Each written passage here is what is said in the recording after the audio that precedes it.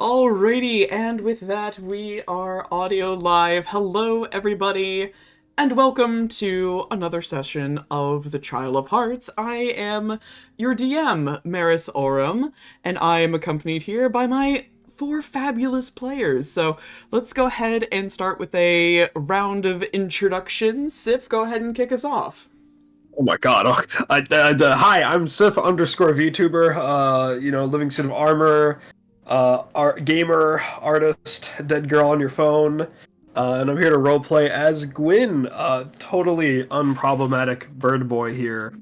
No higher plans, no big art plans, except for, actually, Friday I'm having community art night, that's huge, come to me for that. I don't have anything else other than that. I love you. Thank you, Sif. And next we have Lily. Hello, everyone. My name is Lily. I am an aspiring artist that focuses mostly on D&D stuff. Draw Topaz a lot, draw my other D&D characters a lot. If you like seeing someone learn to draw slowly and draw their D&D blorbos, that's what I do. As for other things, I also run my own D&D campaign, Mistwalker Spectrum of Eternity, which the first 3 sessions are up on my YouTube channel, which is LilyFaewood. Should be pretty easy to find based off that, hopefully. I honestly haven't checked. Yeah, so excited to be here as Topaz, the lovely gender fluid furbulk. And excited to be the drama and cause drama, because that's what we do here. We live for the drama, please. This goes to everybody. Cause drama. And thank you, Lily. Next we have Vesper. Hello, I'm Vesper Fortune, bad of fortune, witch of fate. And, sorry. I am a variety VTuber with a focus on nearly everything, and what I've most recently been doing is learning Japanese, and we are currently learning Hiragana, but tonight I play the problem child of the campaign, Oleander Bloodthorne, Servitor Archaeologist, and, a problem in general, and I hope everyone has fun tonight. We love our problem deer. He's great. Thank you, Vesper. And last but never least, we have Ares. Hello, I'm Aresma, the problem child, a harpy that draws, does live 2D, plays games, etc., playing Luella Stalwix, who is the worst thing that one could imagine, a fairy auditor. So true. I love all of my players, and I love all of the problem children that they have gifted me. It's been a great time, and I will continue to make their lives worse, so thank you, everybody. Alrighty, to sum up what happened last session, last on the Trial of Hearts, our players finalized their preparations for the second trial of the Trial of Hearts. Contestants were to divide into pairs of their own choosing, and were recommended that they choose their allies with great care. After their conversation about dreams and ambitions, Gwyn and Captain Wild agreed to partner with each other. Topaz reached out to Luella to suggest a partnership, which Luella found agreeable, and Oleander and Damus agreed to work together after some sparring practice. They also each wrote and received letters. Oleander continued his secret antagonizing of Captain Wild. Luella received the promise of a conversation with Dame Leonora regarding a strange contract bearing Damus's name. And Topaz received a mysterious, anonymous threat, and Parthenia wrote her displeasure at being snubbed by Gwyn and demanded a public apology, which he obliged. They accepted his apology, and their tenuous relationship continues to hold for a while longer. All of the contestants gathered at the moors adjoining Hollowlight Estate, 8 total pairs competing, and many others spectating from above the hills. Dame Leonore reminded them of the rules of combat. Blood may be spilled, but no grievous injuries or death is permitted. Flying a white kerchief signals surrender, but other than these few simple rules, anything goes. A battle royale ensued, and as contestants faced each other, some interesting things were revealed. Oleander demonstrated some surprising assassin-like fighting capabilities. The friendly alliance established by Gwyn held tight, each member choosing to bring down the princelings rather than an incapacitated Parthenia. And Damus revealed the possession of his own crystal dagger. The contestants fought each other until 4 pairs remained, where Dame Leonora called for a brief recess. As it stands, the final pairs moving on are Gwyn and Wild, Luella and Topaz, Oleander and Damus, and Parthenia and Jonas. We now continue where we left off, with our players having had a short rest, ready to continue the second trial. So unlike how we typically run sessions for the Trial of Hearts, we will not be starting things off with rumors or an epistolary phase, because we are in the same day. We are continuing the second trial with the second round of combat. However, before we jump into that, as you all are briefly resting and recuperating, Dame Leonora is making some rounds with Essie. She is going to, approach each of you just to ensure that you are able and willing to continue. And as he approaches each of you as well, Essie will offer each of you a very courteous smile and a wish for good luck in the next and final round. Looking about you, clerics are bustling around the contestants, particularly those who got knocked out, patching them up, healing them.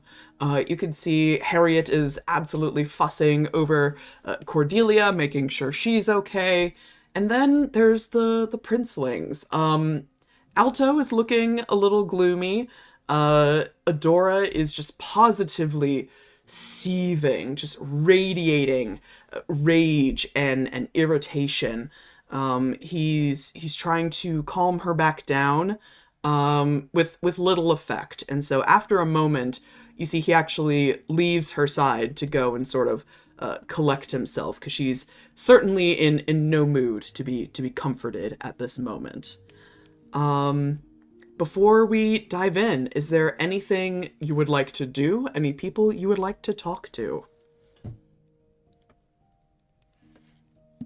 Do the bonuses from last session, such as like my advantage and insight checks, it's still active, right? Yes, thank you for reminding me. We are not changing anything with the reputation trackers at this time.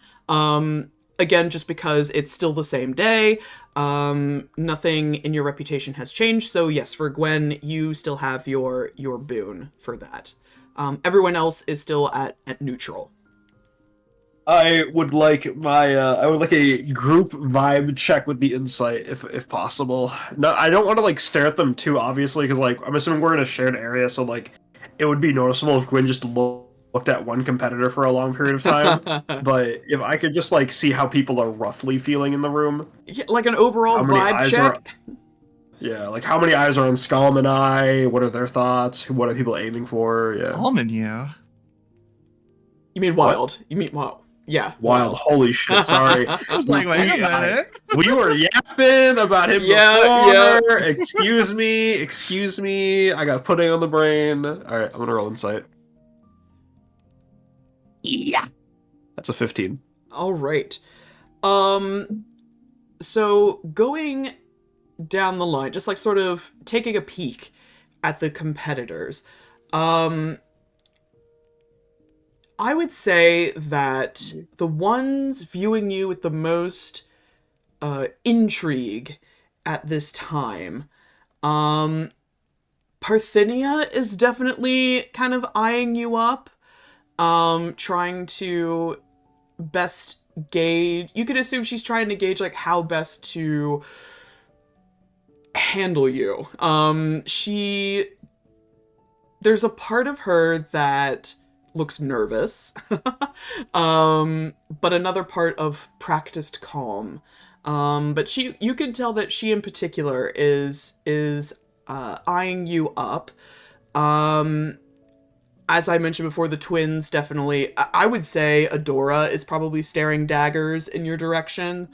But that's not exclusive to you. She's kind of doing it to everybody who's still in the competition. For everyone else, like Topaz, Oleander, Luella, I kind of leave that up to their discretion. What a 15 would get out of them. I think Topaz isn't being very shy about it, since they were able to get out pretty scot-free of the fight, other than just doing some damage. Feeling pretty good about it. They probably give you and Wild a bit of like a confused expression of just like, how did this happen? But they've gone past it at this point. And honestly, we will get into this later, but Topaz is actually currently turning around to go and talk to Alto. Oh, yes. So we can come back to that after everybody else. Yeah, but yeah, that's we'll where come back that's to where that. Topaz's eyes are. Oleander is less interested in Gwen, but more interested in Wild. But he's giving more like this cold stare that would still linger. Like he's halfway between business and chilling out, but he's very much in the zone and is very much I need to do this. And he's very much giving off this very cold, he looks like his father at the moment. Oh. So it's not like he's warm at all. Coldly staring. And, Luella, how are you feeling? What's your vibe check? I think Luella is taking a moment. She's taking some draws on her pipe and giving Adora plenty of smug glances, while also checking on the other people visually. Yeah, Adora is definitely notably not happy with you as well, Luella. You can feel her eyes on you frequently. All right. Topaz, let's come back to you. You're approaching Alto. Are you just like strutting on up to him, or? Probably. Very lack of, decorum as usual. Yeah, he'll just kind of eye you with a curiosity, his little tail sort of flicking in interest and kind of waiting for you to say the first word, because he can't gauge what your intentions could possibly be at this moment. But he does give you a little nod of his head in acknowledgement, but there's definitely a expression of curiosity on his face. You're quite the fighter, Alto. Kind of had me a bit surprised. His expression relaxes, kind of back into that boyish, cocky look. Just, well, of course, I was trained by the best. Oh, is that something like...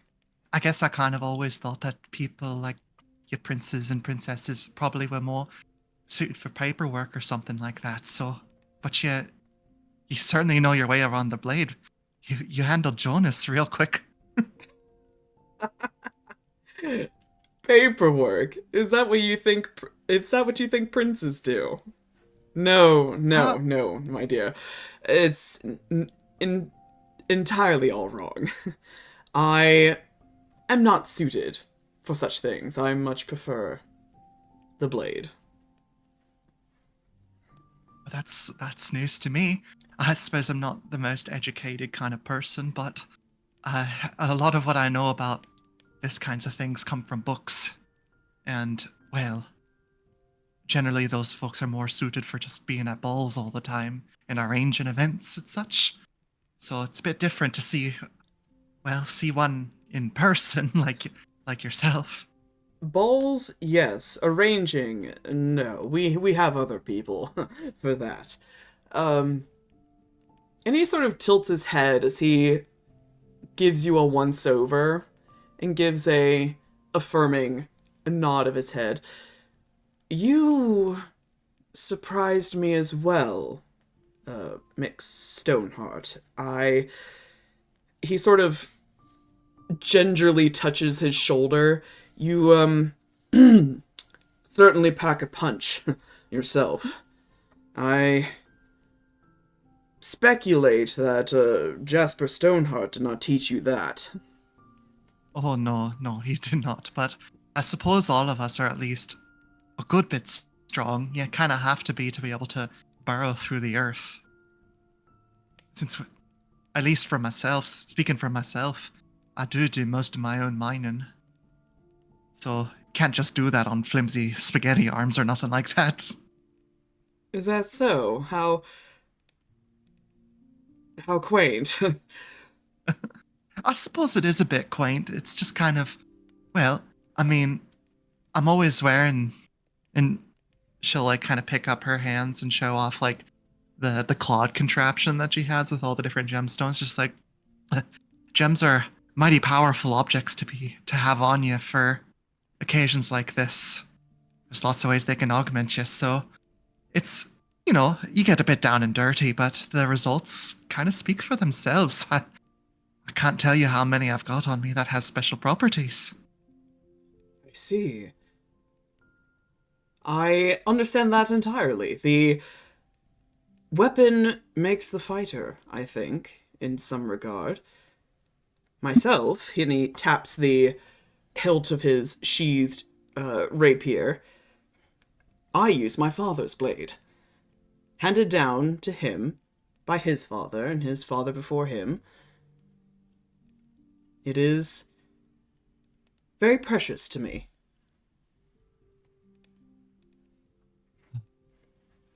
That's very cool. I And suppose that he gives a toothy smile, just very cool indeed. I must admit, given everything, I'm kind of surprised that, sorry, I suppose a bit of a sore subject. I thought you'd certainly be the one to move on, especially considering how quickly we took out Jonas and Parthenia was incapacitated. Yes, I would be lying if I said I wasn't disappointed. But...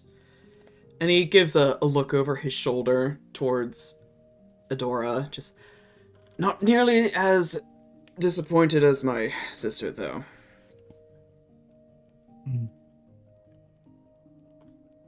Oh. You're right.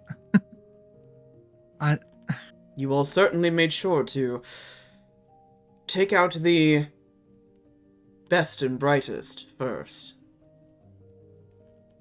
I was kind of just following directions. I kind of thought that we were going after Parthenia and Jonas, considering our starting position, but I suppose it just kind of worked out that way. I'm not exactly a mind for strategy in that and such. Someone else did the strategizing, then, I take it.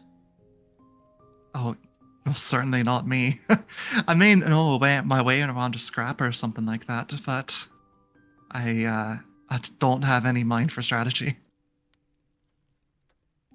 I see. Well, I hope your brawn is enough to carry you as far as you will in this next round. I hope so. I mean, if I don't win, it's alright.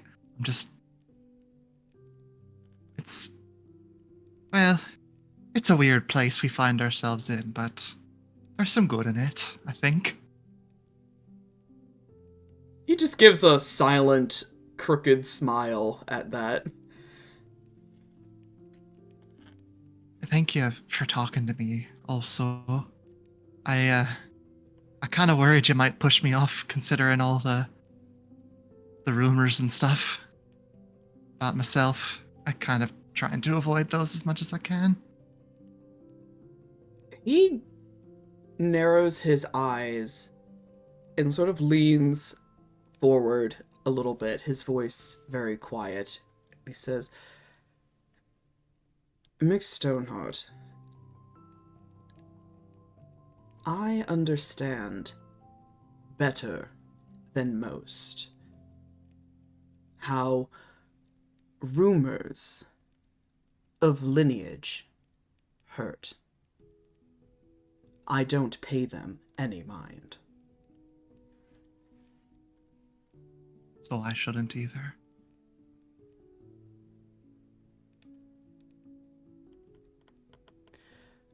I will not tell you how to feel about them, but if you are to survive public scrutiny, I suggest you grow as tough as your gemstones. Not a bad idea. I'm not going to be changing myself for anyone here, that's for damn sure, but I think I could use to be at least a bit tougher. Thank you, Prince Alto. It's been an honor talking with you. It's been interesting, Mick Stoneheart. Interesting's good. I'll take interesting over the way that we started things a few days ago. Good luck. And he'll give you a polite bow and excuse himself. Topaz will return it with just a slight curtsy. Or kind of coming back and to the rest of the group and relaxing. All right. Gwen, Wild is going to approach you before the start, and just kind of he's recovered. He's looking all right. He's kind of cracking his neck and rolling his shoulders and approaches you. Just, well, I must admit I underestimated the princelings, but I assure you it is a mistake I won't make twice. Thank you, though, sir, for pulling my weight. To be entirely honest, Wild, I recognize that you had shared some qualities with Scum, but perhaps he'd been rubbing off on you a little too much. I didn't expect you to fight so similarly to him, charging into such a massive amount of enemies. With this upcoming fight, we'll be fighting the cream of the crop here, so it might do us best to focus on one person at a time. Indeed. Where do you presume we start? Two thoughts occur to me.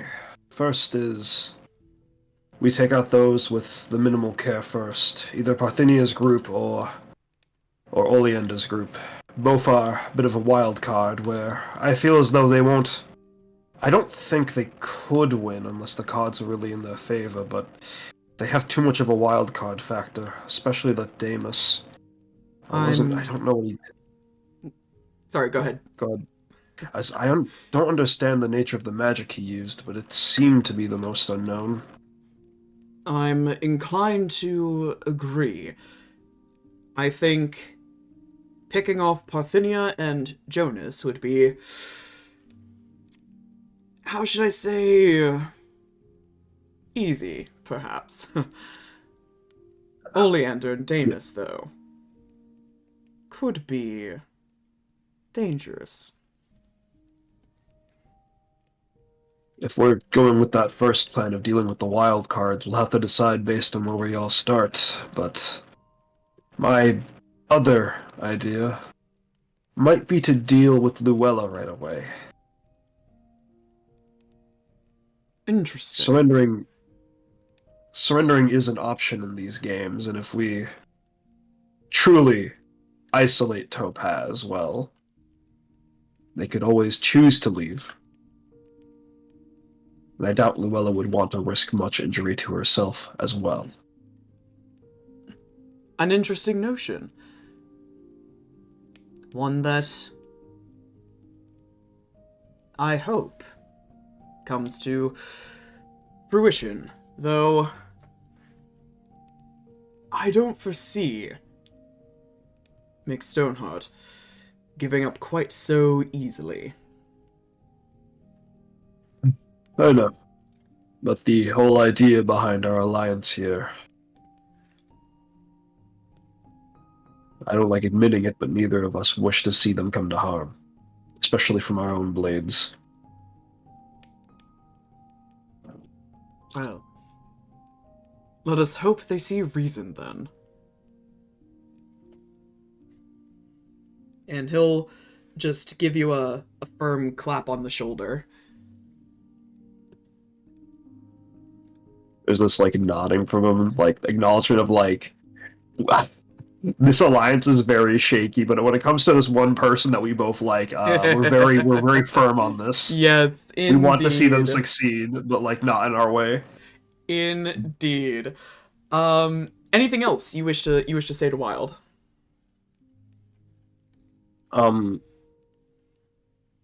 I don't think I want to say anything, but there is a certain, I probably should have DM'd you as a double check on this, but there is a certain battle master feature that people can do, that fighters can do when it comes to people they've spent some time around. And I totally understand if I can't do that on the others, because I know it wouldn't be fair, but I would like some information on Wild using the Know Your Enemy feature. Ooh, okay. Can you pop that in the chat real quick? Yeah, I will. I think I have it on the sheet. If not, I can just copy in. Yeah, I didn't. Oh, wait, no, there it is. Yeah, if I spend at least 1 minute observing or interact with another creature outside combat, I can learn certain capabilities compared to my own. Interesting. Now, I know we kind of talked about whether or not I could do it to people, and that kind of came up in the air, but if it's just Wild, I'd be totally fine with that. Yeah, let's I will permit you to do it with because you have been spending a lot of time with other people. Yeah. But I also know it might be too much to ask, like, at this moment. I would say it doesn't have to be Wild, but pick a singular target, because you have spent more than 1 minute with every person here. Who's like the biggest wild card here? Because I'm pretty sure everyone's got a respectable dex score, so that's not going to be worth it. Pretty sure everybody here dumps strength, so that's not going to be worth it. Constitution's just HP. I would want to know. Can I ask for like one fact from two different people instead of two facts from one person? Yeah, I'll allow that. Topaz's armor class and fighter levels from Wild. Okay, all right. Give me just a second here. I would say I can take Topaz. Go ahead. You say it's well, actually no, you can't take it because you don't know how it compares to Gwyn. So. Right. What did you want from Topaz again? I'm sorry. Their armor class compared to my own. It is inferior to yours. Got it. Just making sure.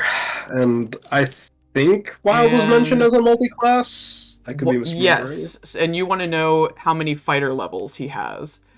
Yeah, I obviously it's gonna be less than my own. It is inferior to yours. Yes. Yeah. I should have known that anyways. Fuck, I'm an idiot. All right, never mind. Does not matter. That's okay. It's just cool to get to use that feat, actually. Yeah. I gotcha. All right. Last thing before combat resumes.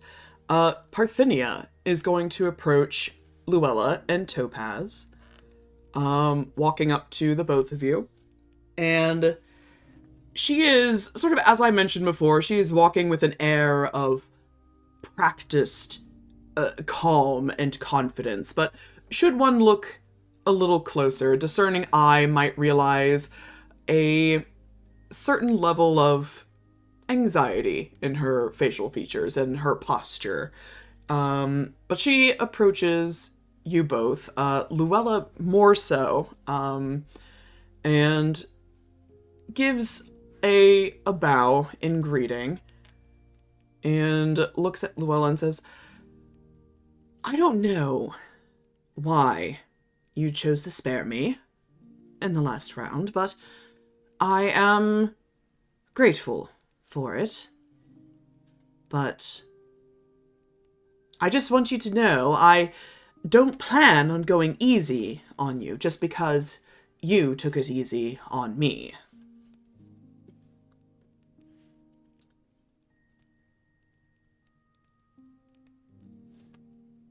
You are welcome to struggle as however you wish. Just know that the more you focus on me, the more of that pain, that suffering that I can only assume that you felt from what was coursing through your veins, more is to come.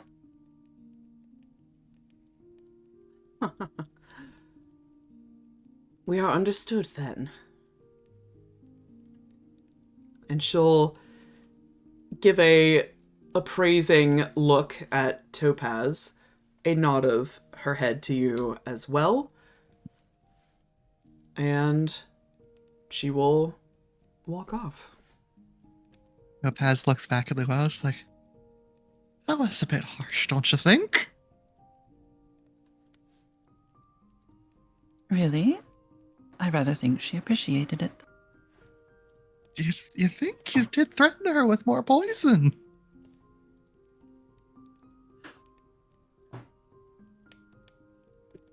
Yes. Yeah. I mean, I'm not... I suppose maybe I'm a bit out of my depths in that way, but poison's kind of a nasty thing. I don't want to be poisoned. But, Topaz, we are in a competition, yes? Oh, I suppose. Would you rather your competitors go easy on you or give it their all to see who would stand above the other? You know, I don't really know the proper answer to that question, if I'm being honest. So I suppose now we know that we've got at least two folks that are willing to poison things.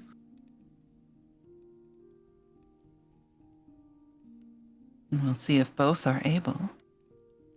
Oh, yeah, I suppose. Speaking of which, do you have a thought of who to go after first here? I believe that our greatest threats will be your two supposed allies, and then she nods her head at Parthenia and a name that I am blanking on. Jonas. Yes. Jonas, there we are. Can I insight check specifically the mention of just like your two allies, wink wink nudge nudge? How much does she know about the backstory? Go for it.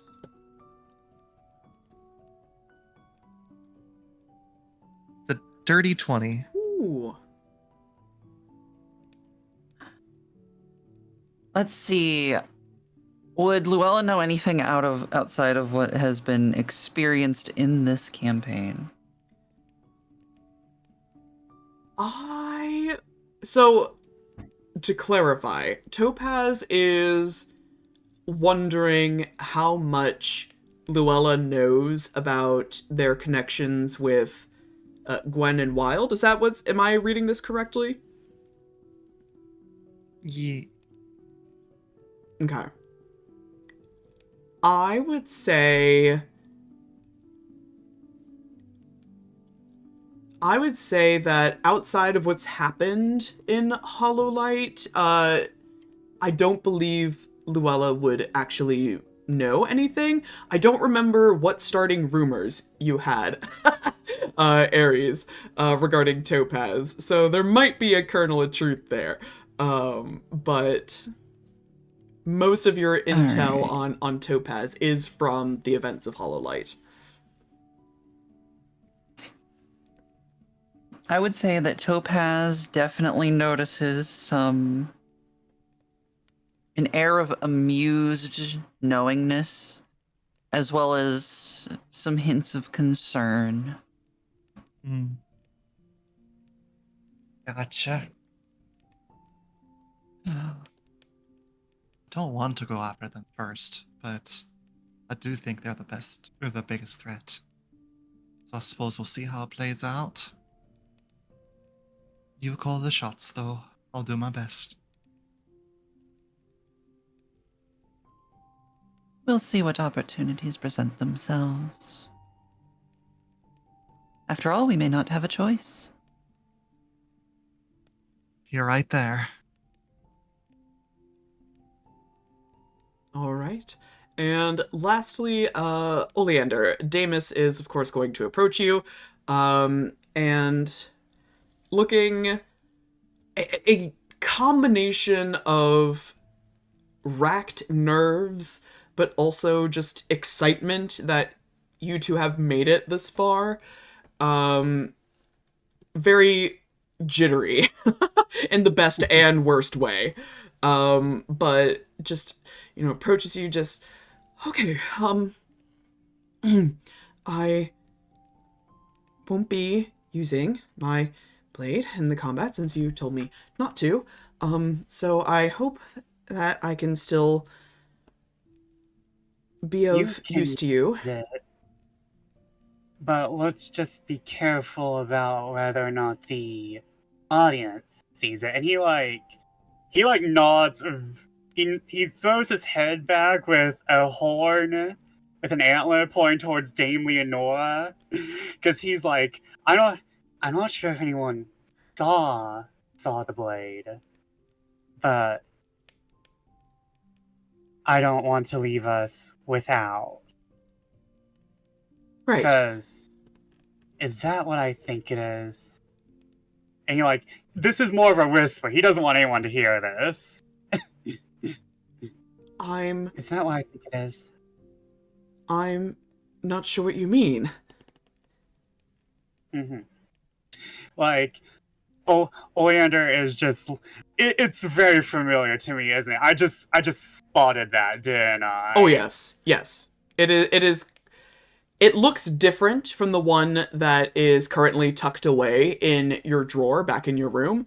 But you can tell, even though you just got like a flash of it in combat, you are feeling fairly certain that this is a crystal dagger.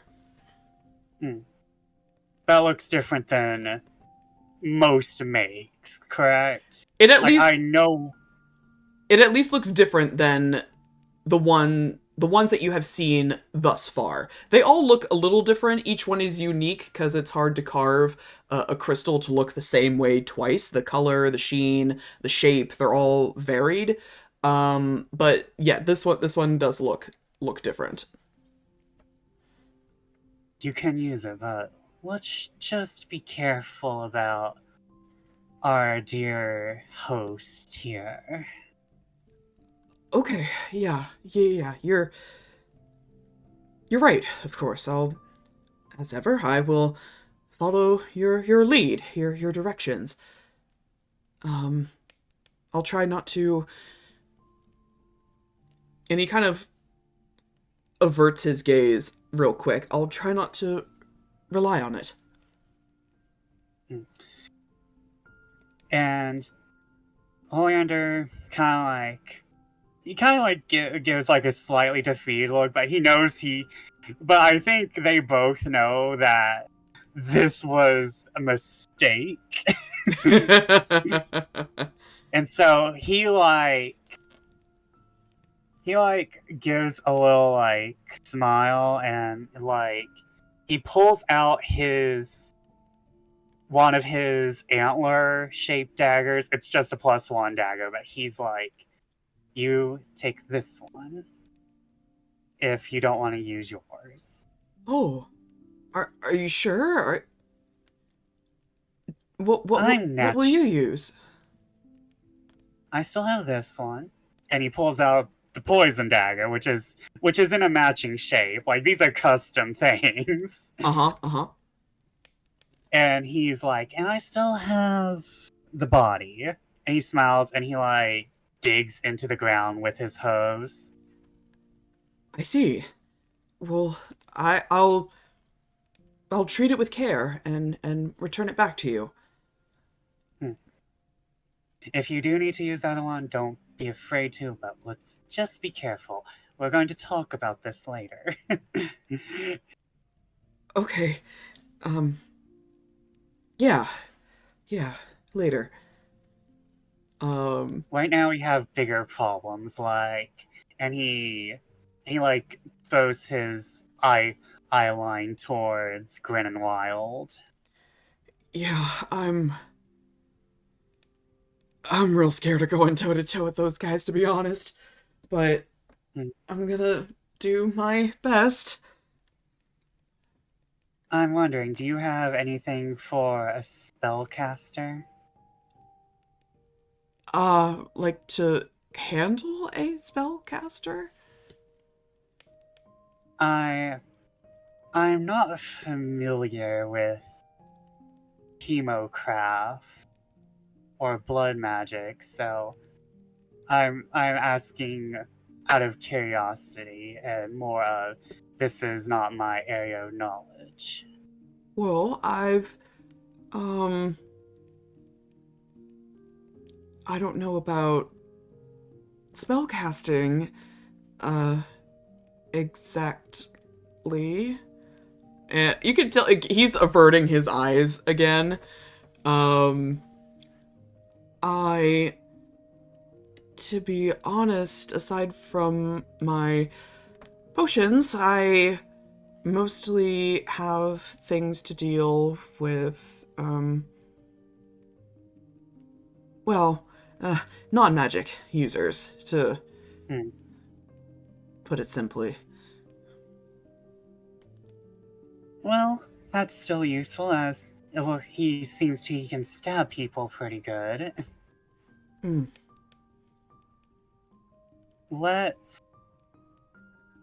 I'm more of wanting to see how the battle turns out before I make a decision on who the target is.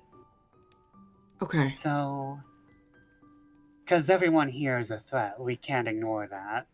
No matter, Wild may be our biggest threat, but everyone else's here is still a pretty major weapon in their own right. Okay, I'll follow your lead then. Alright, let's see what happens. Alright, so with that, Dame Leonore's gonna gather you on the field once more. And if I can have you all place yourselves where you would like to be on the map. Once again, my apologies to the viewers at home. Y'all are gonna have to theater of the mind this. I don't have a map view for you guys. But there's a lot of moving pieces, and my brain needs the visual. So everyone, please place yourselves accordingly wherever you would like to be, and I will put down the NPCs. I'm looking at that hill. Are we all going on the hill, or are we all not going on the hill? This has to be the agreement right now. Luella's already on the hill. Oh my god! Well, All let's get that right. hill on lockdown. Arthenia, you gonna run it back and go on that hill for me? The hill didn't work out so great for her last time. So I think she's gonna position herself a little further upwind, I think. And Jonas, I will put over here. What are you ruler tooling? What are you doing? What are you doing? I both of just you. wanted to, I can't remember if Luella had a bow or not. I'm just double checking ranges, you know? Gwen, is that where you want to be? I'm not sure yet. I'm debating if I just... Just right up in no. her face. Clearly, Gwyn, you want to be like, God, I don't know how to ping. Hold left click. Clearly, you want to be like right here. Right in the corner. Right up against the wall. I can't tell. You need Oh, yeah. Wild out here too. I know, I want to know where Gwen's going first. Oh, gotcha. I think people are. I know so Parthenia and Parthenia's team is back where the Princelings were. Correct. I'm debating if Gwyn and Wild just start in the same spot. Uh-huh. But actually, all the trees around. Could the trees act as cover from like uphill shots? You know, I hadn't considered it, but yeah, potentially. I would say so. I need a review of the rules of cover. Yeah, but like I think tactically, Gwyn would see that Luella has taken the hill again, and if we just start up there, then we invite all the other groups to just start shooting up at the hill. So Gwyn is going to motion to Wild that we're actually going to be over here amidst these trees. All right. As like some short cover that we can dash in and out from. Sounds good. And Oleander, where do you want to be? You know what? It worked well for me last round. Let's start over here. Is that at the bottom? We work our way up? Got it. Yeah. Bottom. Bottom. I don't know where that came from. Excuse me, officer. It just came out of nowhere. It's because you're a VTuber. You Oh, like VTubers that? have an obsession with tops and bottoms Actually, put and me right here. swearing they're not a bottom when they all are. Alrighty. With that, I think we're ready to start, gang. And if I can get some initiative rolls, please. Click on your token. Yup. Roll the button. Yeah. Time for that in it.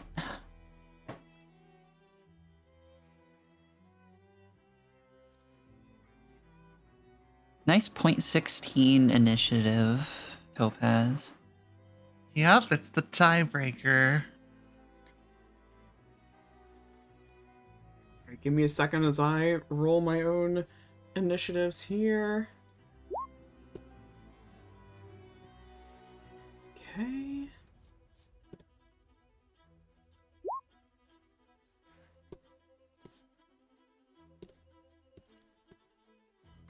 Why did Wilds not? It looks like it go? just updated It Damus's. did.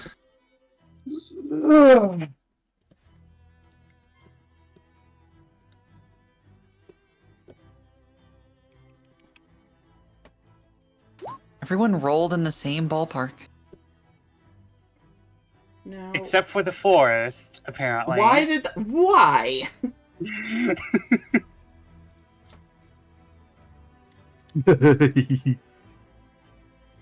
Roll Alright. 20, what do you do? Roll 20, why you doing here? Ooh, that's bad news for Parthenia. Parthenia. What a Intelligence-based split. characters. Alrighty. 19 and Is 4. that everybody? Why is the forest here? Get out of here. The forest has a 4 for initiative. The forest gets a layer action. A forest. Genuine Layer question. action. Genuine question. How do I get rid of this? You mouse over. You can mouse over the icon of the forest, and it should turn into like a minus button, I think. Be gone, forest. I think I got it. All right. Cool. Each forest. Be gone, forest. All right. So with that, my friends, Dame Leonora is going to give the sounding whistle, and we begin once more. So, I think top of the round is actually Jonas, funnily enough. I'm kind of surprised about that. We had some not great turn rolls. How far away are you? 60 feet, 35 feet. He's gonna stay put in like a protective stance against Parthenia. He is going to chuck. Actually, he's gonna have to scooch up a little closer for that. Yep, that's in range. All right, Luella, he's gonna try chucking a dagger at you. Okay. 14. That does in fact hit. Okay. You are going to take 5 piercing damage. Yay. Yay! And he's gonna do it again. Have another one. 24. Doesn't hit weirdly. Yeah, funny how that works, right? For another 5 piercing damage. Alrighty. Okay. Next. Oh, it's Damus. Oh no. He was gonna follow your lead.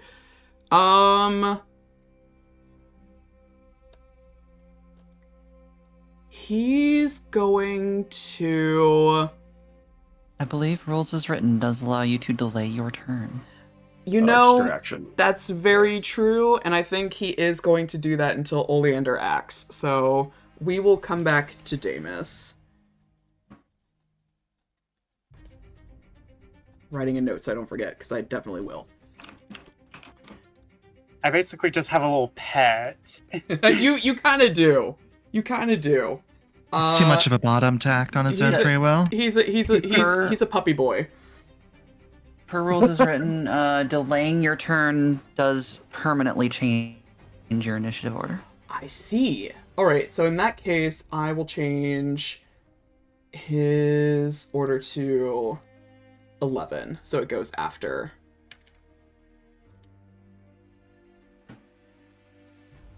There we go. Alright. Gwen, what you doing? Alright, honestly, we could jump Parthenia, but after the whole public apology thing, probably wouldn't be the most righteous thing to do. She did say at the end of the apology that, like, it's no harm done in the spirit of competition, so... Yeah, but, you know, people say one thing but mean another. I am gonna have Gwyn... Yeah, I don't have crossbow excerpts. I can only fire this once, but can I see Damus from here? Yeah, you'll be able to see him. It's just a tree. Okay, all right. I'm gonna move.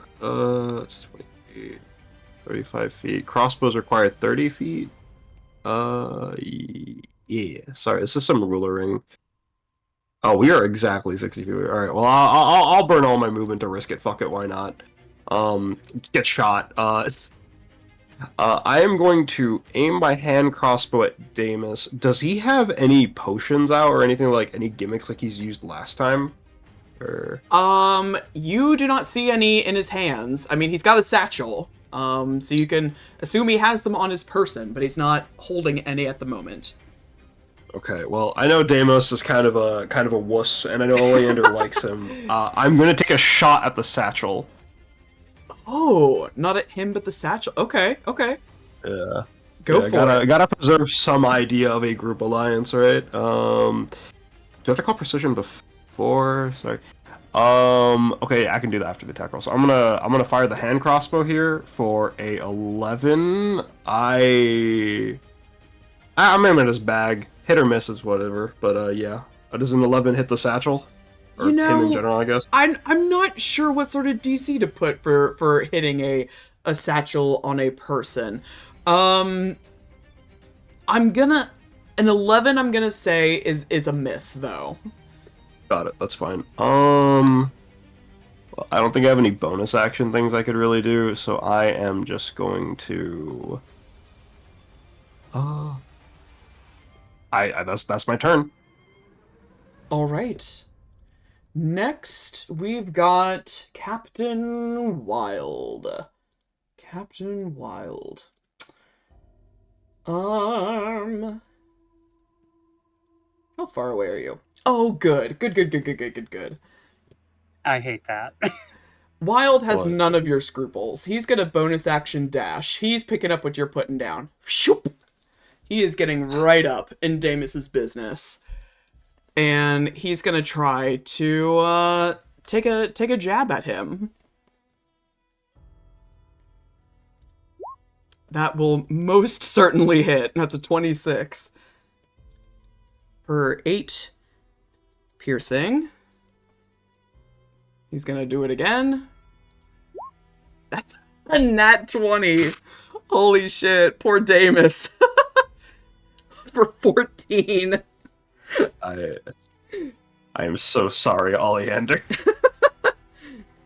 Oh, I can get you back. It's my turn next. Uh-huh. I didn't do anything. Uh-huh. Alright, that Wasn't is... me, officer. Yeah, that's Wild's turn. Oleander, what you doing? Okay. You hurt my puppy. You must die. Oh, no, I already ended my turn. I can't do it. I can't add another thing. That would be unfair. Go ahead. Okay, so Oleander will move right next. No, wait, hold on. Can I go around? No, wait. I'll go around after I do my thing. Right? As talking is a free action, right? Yeah. As Oleander is passing by Damus, he'll say, "Close your eyes." Like, he'll whisper into his ear. And, move me to here. And, I have a drift globe, DM. Mm-hmm. May I use the drift globe as my bonus action? Because I have, where is it? Quick hands, I think. Let me remember what this does. Fast hands. If you are within 60 feet, you can speak its command word, cause it to emanate the light or daylight spell.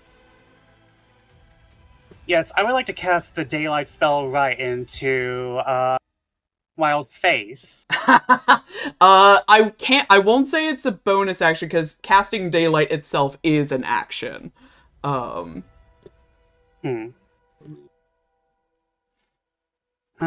Okay, Well, so... I mean, the spell is coming from an item, right? So I think that's Yes. where he's getting the idea for fast hands. Oh, He's not casting a spell, he's like hitting a switch. I see. Let me read the...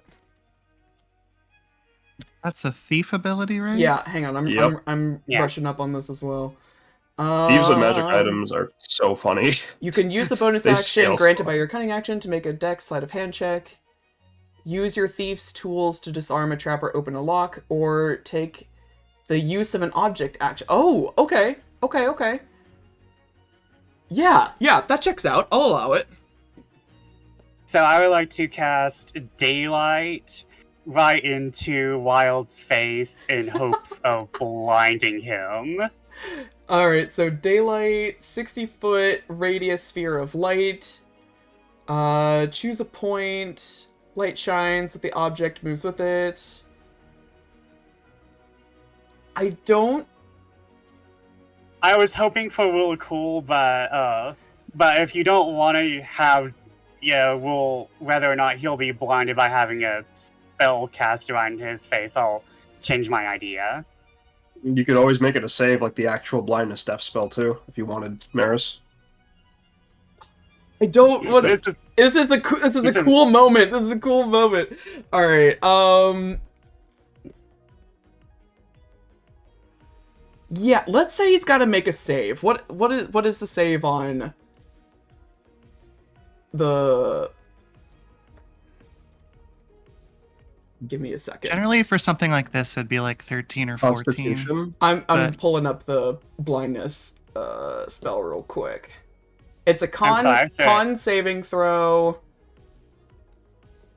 The of... DC could match up with Oleander's Dex stat, since he's trying to use it in like a Yeah, quick that, flash thingy way. that I like that. I like that. All right, so he's gonna make a con save. Eight. Does a My- 16 beat your dex? My dexterity is 18. Oh, I'd say, wouldn't it be like the 8 plus whatever? Yeah, it'd be 11 plus whatever your Dex modifier is for if we were treating it like a spell save DC. 11 plus dex mod? Yeah. My dex mod is 4, so that'd 15. be 15. okay. Your call though, DM. So he did pass that then. So does anything happen if it fails? Target is either blinded at the end of each turn. On a success, the spell ends. Okay. So unfortunately, nothing came of flashbanging him. But that was your bonus action. So what do you want to do for your action? I like to. I won't incur an opportunity attack if I just move around him, right? If you just dance around him and you stay within 5 feet of him the whole time, yeah, you won't cause an Okay. opportunity attack. I know this hasn't used up all my movements, so I'm going to go around to the back, and I like to stab shank this man. However, I do have advantage, right? Since I'm you flanking. are flanking, yes. So I would like to use my dagger of venom. Do I call whether or not to use the venom before or after it hits?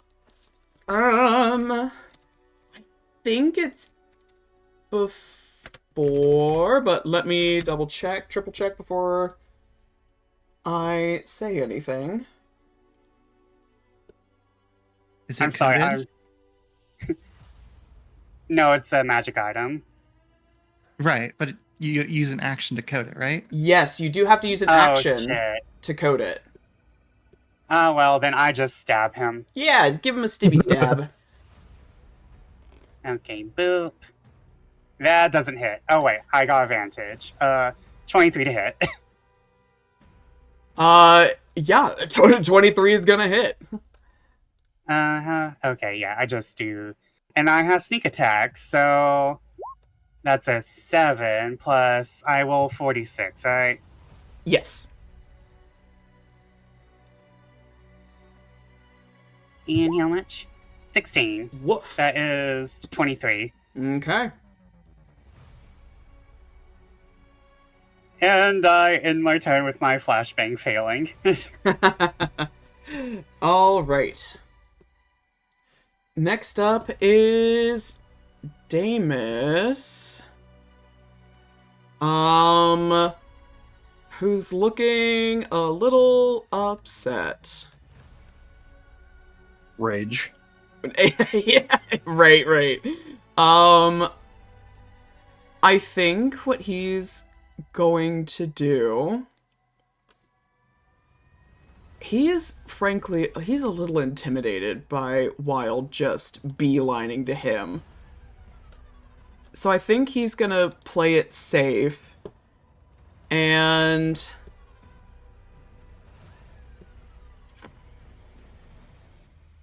yeah, he's going to shake in his boots a little bit, but withdraw the dagger from Oleander, that antler dagger, give himself a little slash on his wrist, activate that crimson right, and he is going to attempt to make a stibby stab on Wild. He's feeling particularly motivated, knowing that Oleander is helping him. So let's give it a go. Oh, you gave him a +1 dagger, though. Let me put that in his inventory real quick.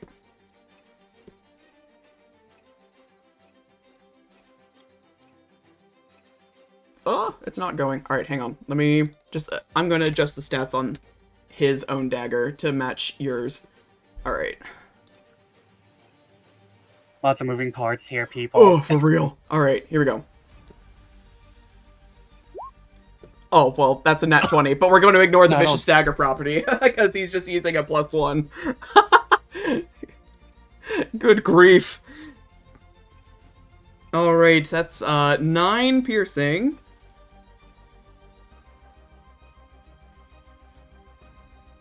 And he does it again. Good grief. All right, another 6.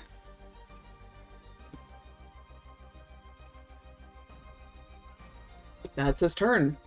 Oh, he needs to take damage from his Hemocraft before I forget. Ooh, a full 6. Ooh. Ouch. All right. Topaz, what are you doing? Yeah.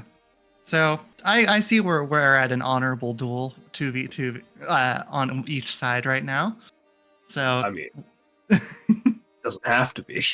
it doesn't have to be, but Topaz doesn't have any reason to throw off an honorable duel. So Topaz is just going to quick hop down here. Just to hopping off the top because she has no ranged options. Is going to basically just like click her hands, and with that, the Eldritch Claw effect is going to activate. So, and gonna take a few swipes at Jonas from this distance. Go for it. All right. First attack. It's a 14. That'll miss, unfortunately. Okay, second attack. That's a natural 1. Oof. Oh, no. All right. Good start. Let's go then, failure. Well, can't do anything when you don't hit, and that's bonus action, and movement. So, go ahead. All right, Luella. All right, Luella is going to remain flying, so about 10 feet in the air. Move here. Bonus action, poison a dart. Action, throw the dart at Jonas. Suffer. That'll hit. Hey, so we get 1d4 plus 2. Okay. Plus 1d4 psychic damage, so that's another 2. Okay. And then they have to make a con save. Con save. DC 14. That's a net 20. Of course. Of course. Let's go, DM. Right. And then just throw another dart. That'll hit. 18. Yay. 7 piercing. All right. Excellent. Is that your is full it. turn? Excellent. All right. Parthenia.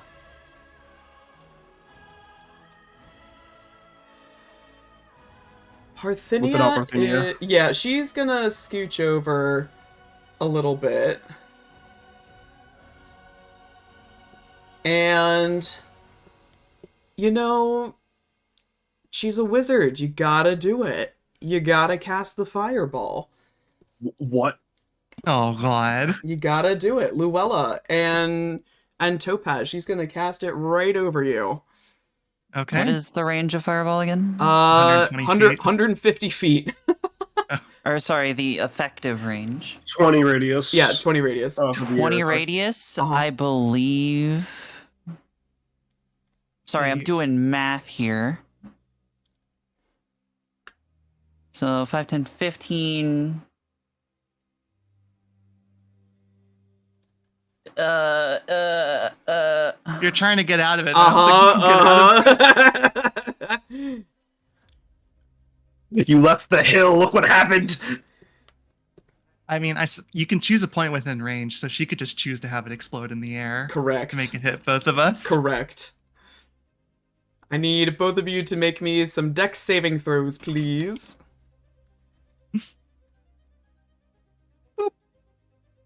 I think that'll pass. That'll pass.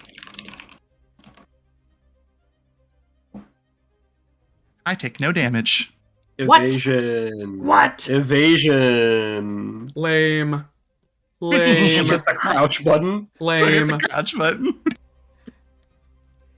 Ares, if I can have your dex save, please. Yeah. I'm gonna be mad if I go through all these calculations and find out that it actually doesn't hit. Oh, 24. yeah, you passed. All right, so That's you half pass. So damage. yep, you're gonna take half damage. So let me roll some numbies. Ooh, Darn. 15. We can both be hit by 2 feet. You did the math.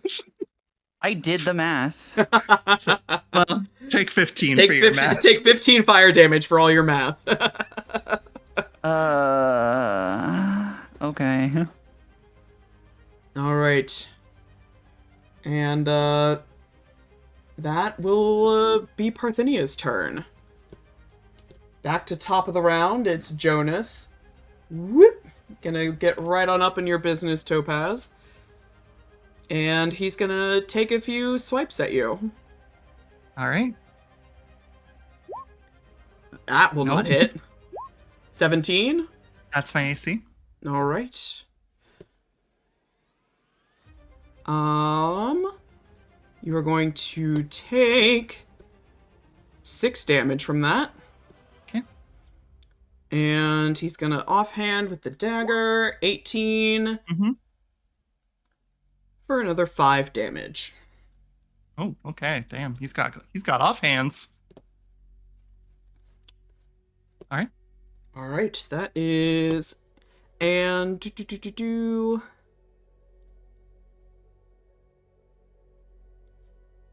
Okay, yep, that'll do it for him. Gwyn, what you doing? Damn, a lot is happening. We should respect the duels. We keep the chain going. Yeah. Fucking train. I can remember, do we do flanking? We are doing yes. flanking. All right. Well, I see a cute little Oleander butt pulls out rapiers. All right. First attack, that is a 25 to hit. Oleander, I believe that definitely hits you. I gotta check. All right, I want to burn a superiority die on menacing strike. Ooh. So I'm gonna need a wisdom save from you, and then that is 6 piercing damage plus 1 roll the superiority die so 12 piercing damage total. Give me that wisdom save. Okay, 40. I would like to use my uncanny dodge for that and only take 6 of that. Okay. Yeah, that's fine. Give me that Okay, wisdom so save though. Hold on. I'm doing math. I'm gay. I'm bad at math. I feel that. I use the wisdom. I will not stand for this queer and STEM denial. 18, that 18. passes. Alright, you're not worth 2 superiority dice. I'm just gonna stab you again. Second attack, 9 more piercing damage. Bonus action attack. That's a 14. Does that hit you, Oleander? No. Okay. Alright, that's the fighter special. I'm all good. All right, next up is Wild again. And Oh no, I hate it. what's he gonna do? It's the one pair and then the other pair, just like bang, bang, bang, bang. Maybe I shouldn't have used the word bang, considering the situation we find ourselves in. You know, it worked so well last time. To get him out of a pinch, he's gonna do it again. He's going to cast Hypnotic Pattern. Oh, I forget. And Oleander and Damus, if y'all can make me some wisdom saving throws, please. That's a fail. Oh no.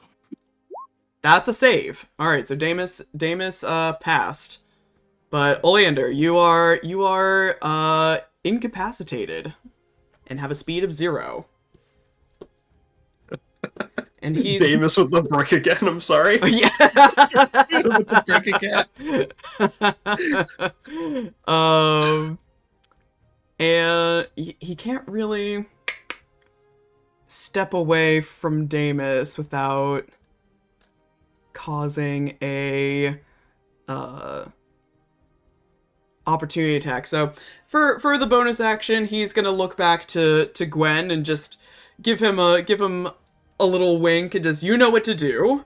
And he's gonna pass on some bardic inspiration to you. That is a D8 for you. Got it.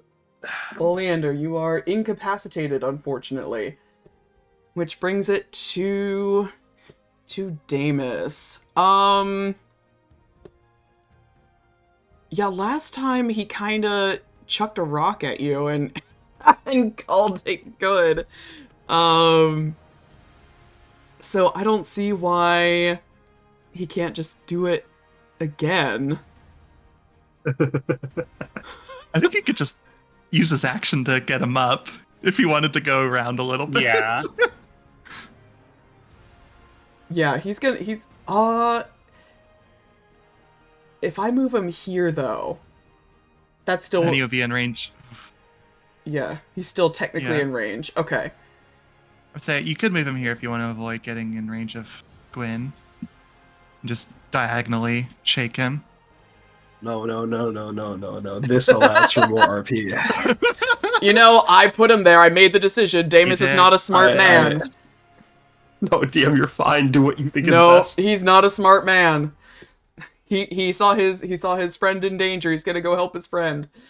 But yeah, he's gonna help. He's gonna use a help action to get Oleander out of his stupor. Topaz. Wait, actually, could I get a little free? Can I get a little like dialogue really quick? It doesn't have to be like a full thing, just a sentence to say to Oleander as Damus shakes him awake. Oh, sure, but he'll just kind of stuttering over himself. Just, Oleander, please, wake up, please. It's just like shaking you, rattling the deer. I could have had a reaction. Oh, Yeah. Kind of like, yeah, I'm good. Oh, thank God. All right. Bro's like on the verge of tears. Oleander, I appreciate your eagerness to fight, but you've made it quite far. You and Damus could simply wave the white flag, so to say. And Oleander level, like, he immediately comes back and levels his eyes with you. There is not a sight of warmth there. He does not answer you. It's just cold, uncaring. He doesn't say this, but you can tell he is not paying your suggestion any mind. I'm just saying this is a lot for a book nerd. I a lot more than expected from the guy that just wanted to read books. That's all Gwyn's pitching. All right. Topaz, what you yeah. doing? So we're going to take the attack action. So let's see if we hit our first attack. That'll hit. Okay. I'm going to make this a stunning strike. So, Actually, Jonas is gonna parry. He's gonna use his reaction to parry. So that adds 2 to his AC, so that's gonna miss. okay. I love missing. We'll try again.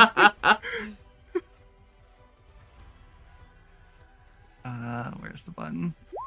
Yeah, that'll hit. Okay. He tried.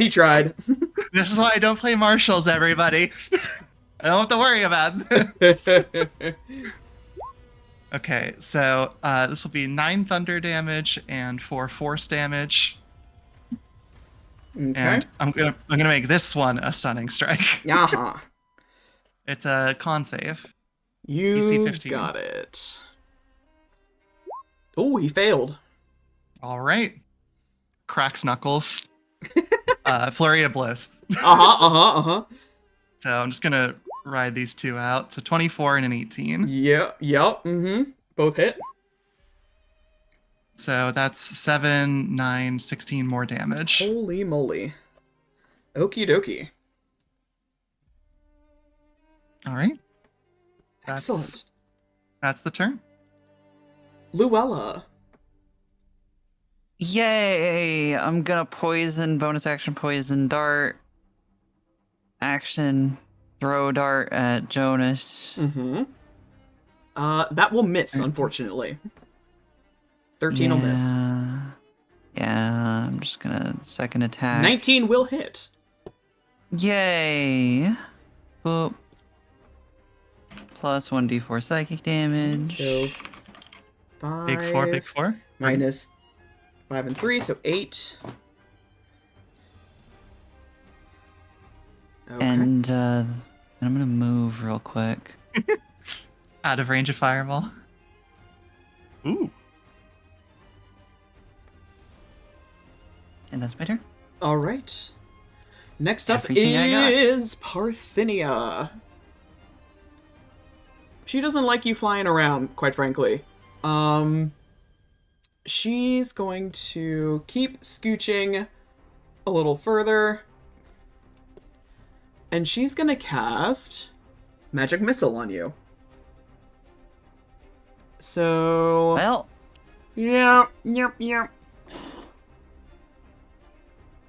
So that's so 3... good luck, Topaz. Yeah.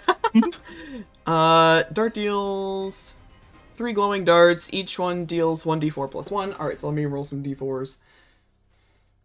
Plus an extra dart at every other spell level, I think. So that's 4 damage, 5 damage, and 2 damage.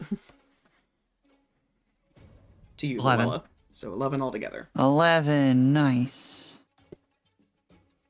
That will be her turn. We're back to Jonas. Jonas Do is... it. Stunned. Yeah, he's gonna keep doing what he's doing. He's gonna... Can't. He's stunned. Oh, he's stunned! You're right! I forgot! Till the end of my next turn, so this coming one for me. Screw This Jonas. is this whole turn. Screw Jonas. less turns. Yippee. Alright, Gwen, what you doing? Damn. Alright, I gotta respect, I have to respect, what's going on with Oleander, so I'm gonna, stab again. I'm going to burn that Bardic die. Yep. And you do have an advantage, because flanking. Yes, it's 15. Does a 15 hit you? No. Oh my goodness. Okay, I think I know Precision? what's going on. Well, no, I can't call precision after the I attack, see. but yeah, that's how they keep it balanced. Alright, that's a 22 to hit. 7 piercing damage. You know what? I respect the hustle, menacing strike. Actually, can And I a call wisdom that? save. Another Yeah, wisdom save, yes. Oh, a wisdom save. Yep. Hint, That's- hint, nudge, nudge. That's To 15 armor. piercing damage. Oh my 20. god. Whew. Oh my, alright. You are very convicted to be here. Alright, I respect that. Aries. That's Oh, yeah. 15 piercing. Do you Also- want to do your uncanny dodge? Also reaction.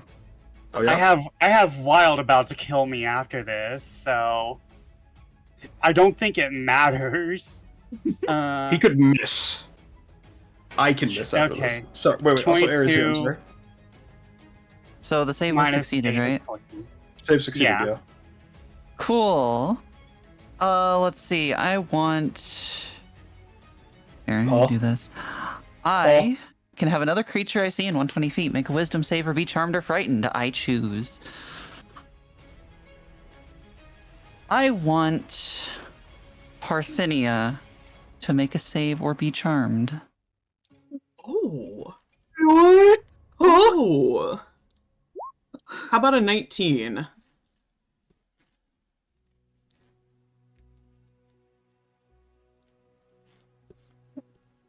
I think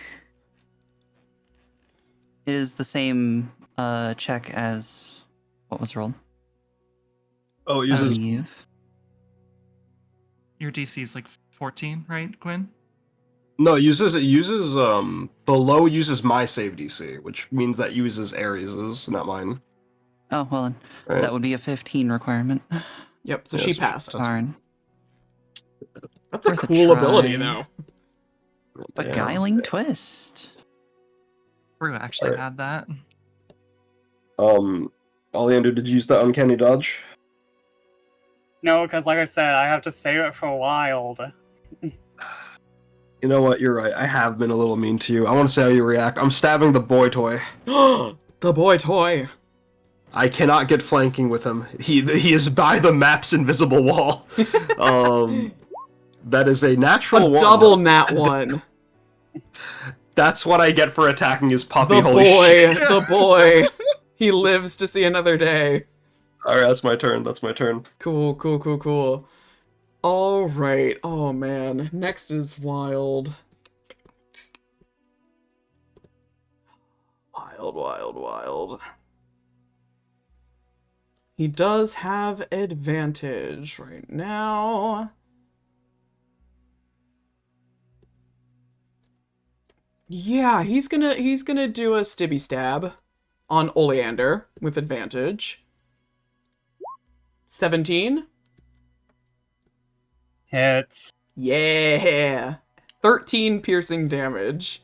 I would like to have that. Okay, have it to 7. Have it your way, BK. Okay. He does it Thank you. again. What? 30. Huh? Huh? That why? Interesting. That says plus 11 on it. How did? Wait. How? All right. How? Wait a minute. 4 decks, 4 from proficiency, Hold up. so that's already off. Proficiency. No, mouse over. It says 4. 1 from +1 magic, and then 2 from an undescribed modifier. What is? Hold up. That's still a 19 plus 4, Etc. Yeah. Yeah, it's still a rolled 19, and the other ones are rolled. So 19. But- Why did it I add so many things? I think that first attack would not have hit because it's a 6. Your call, DM. No, You're hang on. How did that? Why is it adding DM so many accidentally- things? The DM accidentally min-maxed a character so hard. No, like what happened? So when rolling, it would be your like the only things you would expect to see is like the dex, which is a 4. That makes sense. Yeah, Proficiency no, I'm being- just wondering what is happening in like the code here, because like I'm looking at his sheet and like everything's punched in correctly. Maybe you could pass me the sheet and I could take a look. No. All right, here's what we're gonna do. The first attack would miss, but the second would hit. All I right, think. so, all right, I rolled what a 4 deck. Both of those. 19. second So attack would hit. he rolled a 6 plus, so it should be plus. Yeah, the first would miss, the second one would hit. All You right. want to say the 13 is just the damage for the second one then? Yeah, we'll say you can uncanny dodge that. Okay. All right. And then he's gonna bonus action, second wind. Boo, boo, boo. All right.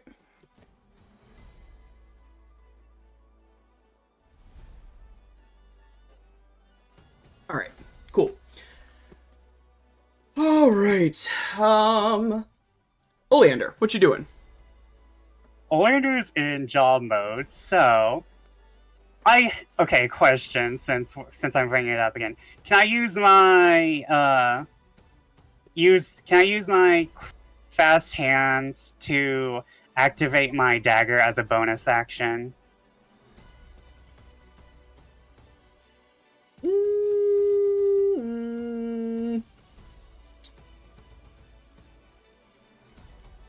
Hello? I'm contemplating. I would Understandable.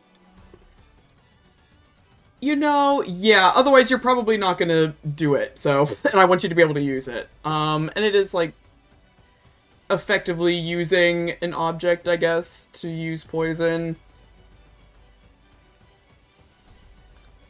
It's on the fly. It's on the fly. We'll decide more of these rules after.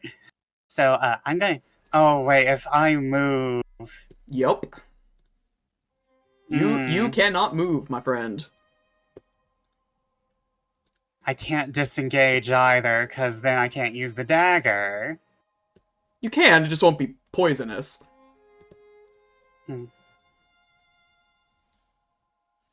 I don't get flanking either. Nope. Da,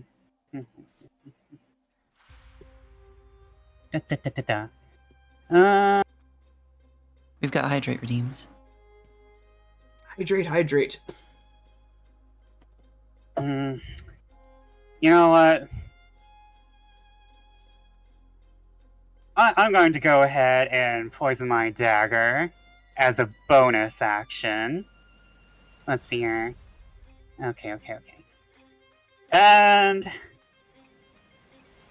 because I'm a little bit of a bitch, Real. I'm going to, because, you know, it'd be unfair to just, it'd be just really cool to leave Gwyn without his partner for the rest of the fight. So I'm gonna poison my dagger, and then I'm gonna stab, Wild. Okay. Okay, oh, hold on. Please hit. That is a 20. I'm gonna be really obnoxious. I'm gonna silvery barbs that shit. Oh my god! So you're gonna have My to. bones. So you're gonna have to re-roll that that attack roll, Vesper.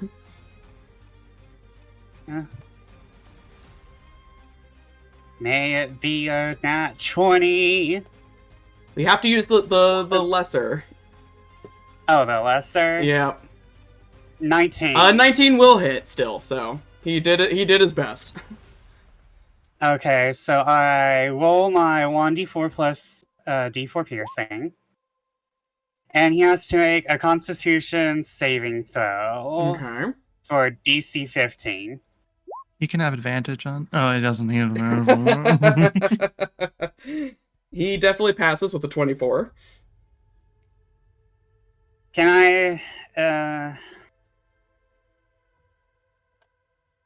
I gave away my dagger, and I'm not sure about using my hooves. Let's see here. It doesn't tell me if my hooves are considered a light arm. You already used your bonus action, though. You did. Oh yeah. Oleander just kind of just gives Gwyn this cold look, and is like, "I don't like you." He says as he stabs his. As he stabs Wild. He doesn't say that. That's just what the look is. Gwyn That's just what shows the you. look is. Gwyn shows you genuine confusion. Like, why do you hate me? What? Yeah, but keep going. And Oleander will let Damus, whatever Damus wants to do, that will be what he does. You know, we're in kind of like this unwinnable situation. All right. Next up is poor Damus. Let's see. He's going to. I'm gonna ask a DM question here. how is Oleander looking? And what I mean by this is, you don't have to give me a number as to how much HP you have, but like give me a vibe check on how much damage you've taken. Oleander looks good because like he's being professional, but there is bruises. He looks very ready to go down from anyone who has any knowledge of health whatsoever. All right, he is going to, seeing that you are battered and bruised and bloodied, he's gonna reach out and touch you and cast Cure Wounds. So, let me see here. Plus spellcasting ability modifier. 7, so 11. You heal up for 11 points of HP. Oh, okay. So I was at 7. And as so you, that would be 18. as he does so, you just feel this nice, like you almost see like a touch of, for lack of a better term, like glitter come off of his hands. It sparkles, it's eye-catching, and you feel a sort of coolness throughout you as this happens. I keep being surprised by the boy.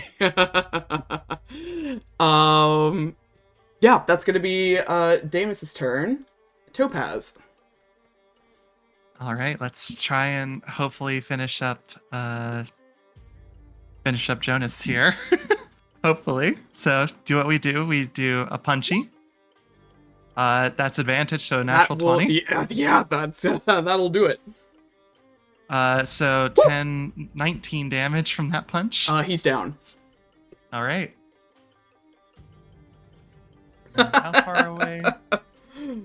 We're 40 feet. We are within range. Boop. Just kind of walk up right into her face. And you know what we do? We go punch. for the punchies. 16 to hit. That will hit. All right. So 9 damage. This punch is cold. And you know, we're a monk. This is what we do. Stunning strike. And that's a con save. Yep. How about a 2? A hot 2. That will not beat the save. Wizard. All right. Then bonus action, we flurry of blows. We're punching. So, bang bang. Both hit. It goes both. Yep. So 8 and 9, so 17 damage to her. Ow. All right. That's the turn. Oh my god, sick. Alright, Luella. Alrighty. Oh, she's still alive, huh? Alright, so we gonna fly.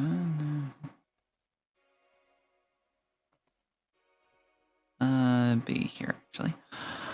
And then, bonus action, poison dart. Action, throw dart. 15 will hit. 15. Yay! So, 1d4 plus 4 plus 5 and 2. 2. So, and then a Constitution save, please. How about an 8? A hot 8. Oh, dang. Poisoned until next turn and also 5 more damage. Ouch. Ouch, ouch, ouch. Could have been more ouch. Could have been a lot more ouch. Anyway, second attack. Well, 16 will hit. 16. Yep. And that one's just 5 more damage. She's down. Oh, okay. Big numbies. Big numbies. All right. Nicely done. That's Nicely done. All right. Gwen, it is your turn. I look back at that situation. I look over here. How badly does Wild look in comparison? Wild, he's hurting. He's hurting.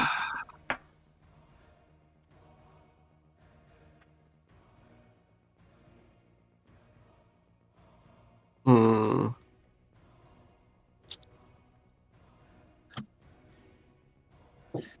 Alright, I'm going to... Damn, I double that one to Damus. I really shouldn't hit him. I'm pretty sure Oleander, I will get your reputation back up again if people make fun of you for being a book reader. I'm gonna whack Oleander again. That is a 21 to hit. That is 6 more piercing damage. How are you looking, Vespi?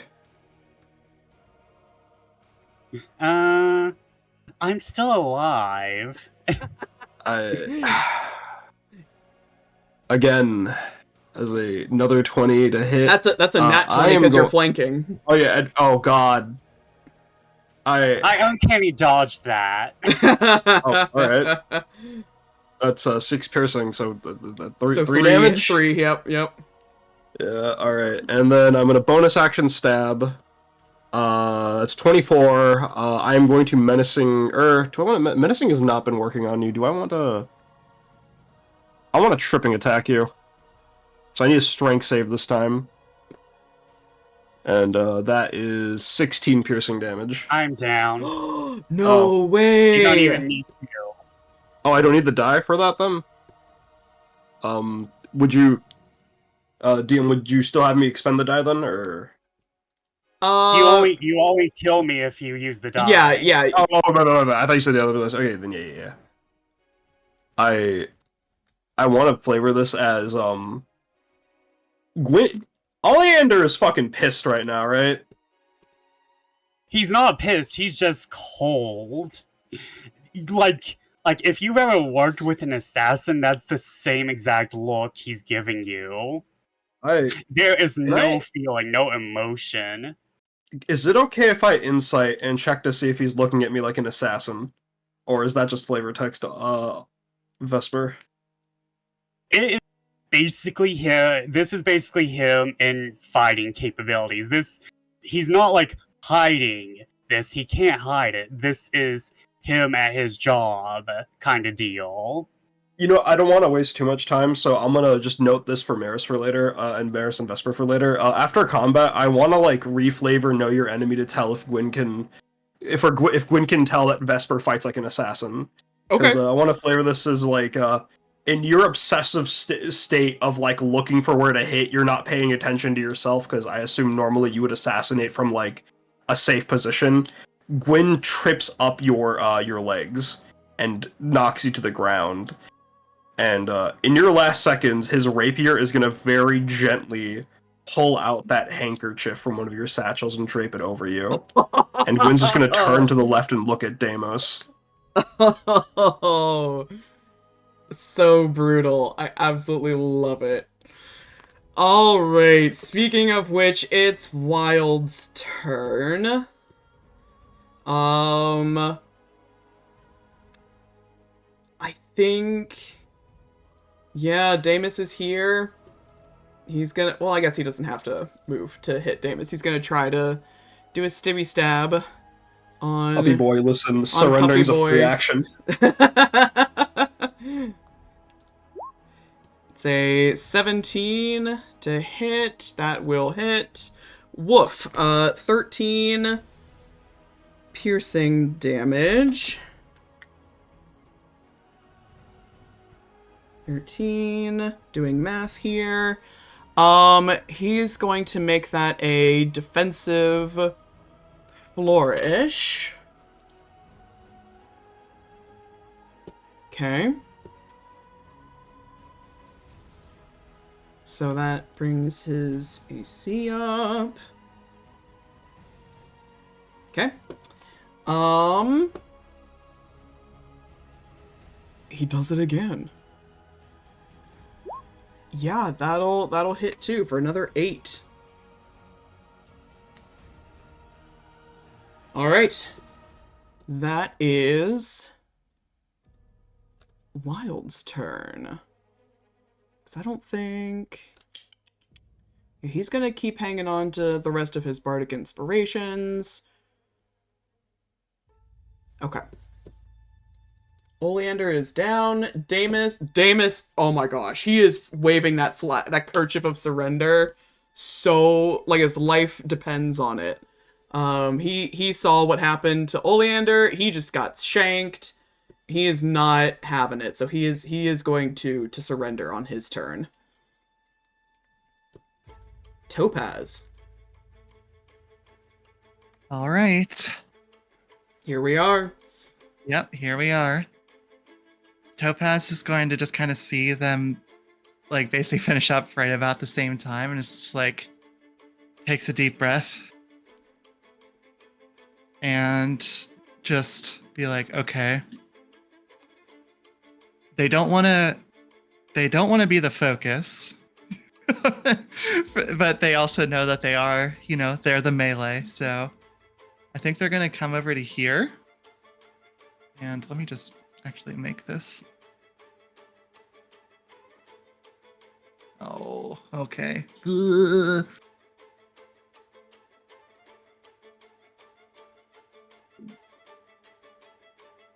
Okay. Gonna move up to here.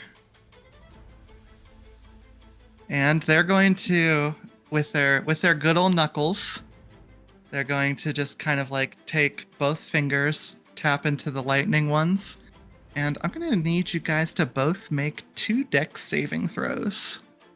Oh.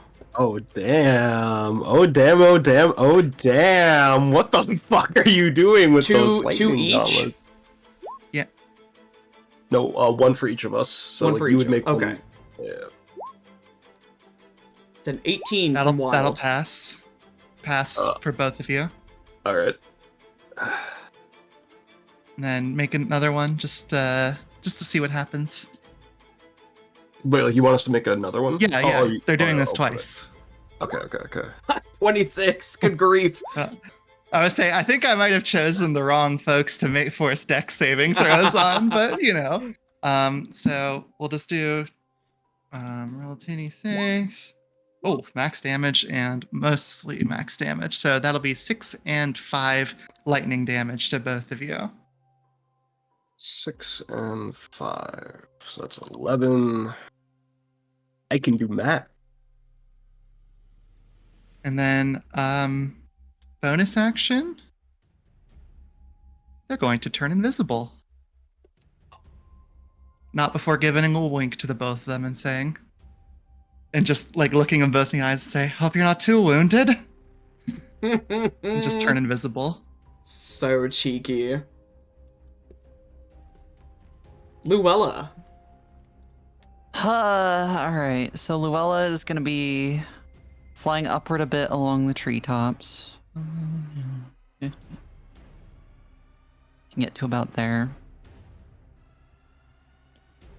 And is going to pull out a longbow. Mm-hmm. Poison the arrow and take a shot at Gwyn. All right. This is the part where wait. Are you like in the trees or just under the tree? Above. All right. I'm underneath the tree. You are. You are, but at this angle, would that be cover? This is the DM's theater. The DM's theater. So if you're firing a straight shot, you are above the tree. Gwen is under the tree. With like maybe 5 feet of tree between them. From a top down. Yeah, yeah. Half cover, maybe? Is quarter cover a thing? I don't think quarter seems cover's like a a thing. There's Yeah. half, 3/4 in total. Okay, so that would give me a +2 bonus to my AC. Alright, just noting that. Alright, shoot me, Ares. No. Alright. Anyway, I'm gonna do it again. I think that'll hit. Alright, hold on. Wait, let me tell you something. Lucky. Oh, Zero, lucky! Safe. Oh Oh, my oh god. my god! You gotta keep him second guessing at all times. Well, there's my whole turn. Oh man, Gwen, it is your turn. Topaz is still invisible, by the way. I got no idea. No idea. That is a little far for me. Let me just check a certain something. Okay. It's time to farm aura, as the kids say, and reveal something. I have a pretty funny magical item. I can blow on a whistle. Gwyn is going to float in the air and begin to rise up. He takes out a silvered leaf whistle. I'm not going to waste much time on flavor. He's just going to float up, and he gains twice his movement speed in flying. So now I have 60 speed. The And, birds are fighting! Hey, what's up? Oh my god! He is just no hold bars. He sees those arrows flying from the trees. He knows right where to go. He is going to make an array of attacks at you. First hit, I'm going to call Tripping Attack on. Assuming 19 hits you, Ares. It does. Alright, so there's 12. I need a strength saving throw. And I'm reaching for this. You're in a tree and about to trip. That's it. Ooh, a 19. Ooh, damn! What the fuck? My savings. Damn. All right. Well, second never mind. attack. I don't even make it. I don't even make it to saving throw. I'm downed. Actually, For real? I'm downed. How much falling damage? I. It would be I am- probably like 2d6. 10. Guess how high up are you? I At would. top of the tree. So I would 10 assume feet? if that's over 10 feet, that I take damage, and that means. No. Hold on. I would give up the rest of Gwyn's attacks if it means catching Luella, because it's very clear we're not supposed to kill each other. But attacks are part of the same action. So you. I'm rule of Yeah. cooling. Ares is don't listen Ares is to trying to kill himself. Not kill myself, but I would theoretically be put into a dying state. Wait, how? Clerics- Yeah, And there's Yeah, but there's also supposed to be non-lethal. they're all attacks are non-lethal for these combats. Well, yeah, but the fall damage isn't. The fall damage would be like 10 feet, so that's like 1d6. 1d6. I mean, So that's you- still. You'd be put into a dying state, but you would immediately get resurrected. Yeah. I'm just saying. Well, she did have to make she would be pushed to that point. I would have to live with that for the rest of my life. At most, or at least trauma for Gwyn. At most, I'm just saying, Gwyn did essentially.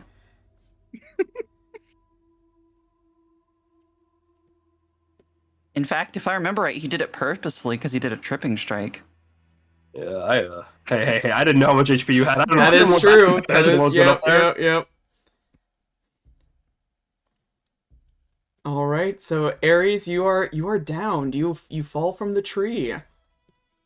Luella, I feel like, gets hit with this strike, and it's just this, like, pitiful sound of, obviously, someone taking severe damage, thumping through the tree, Oh, and then hitting the ground with a really unpleasant, wet crunch. oh, oh,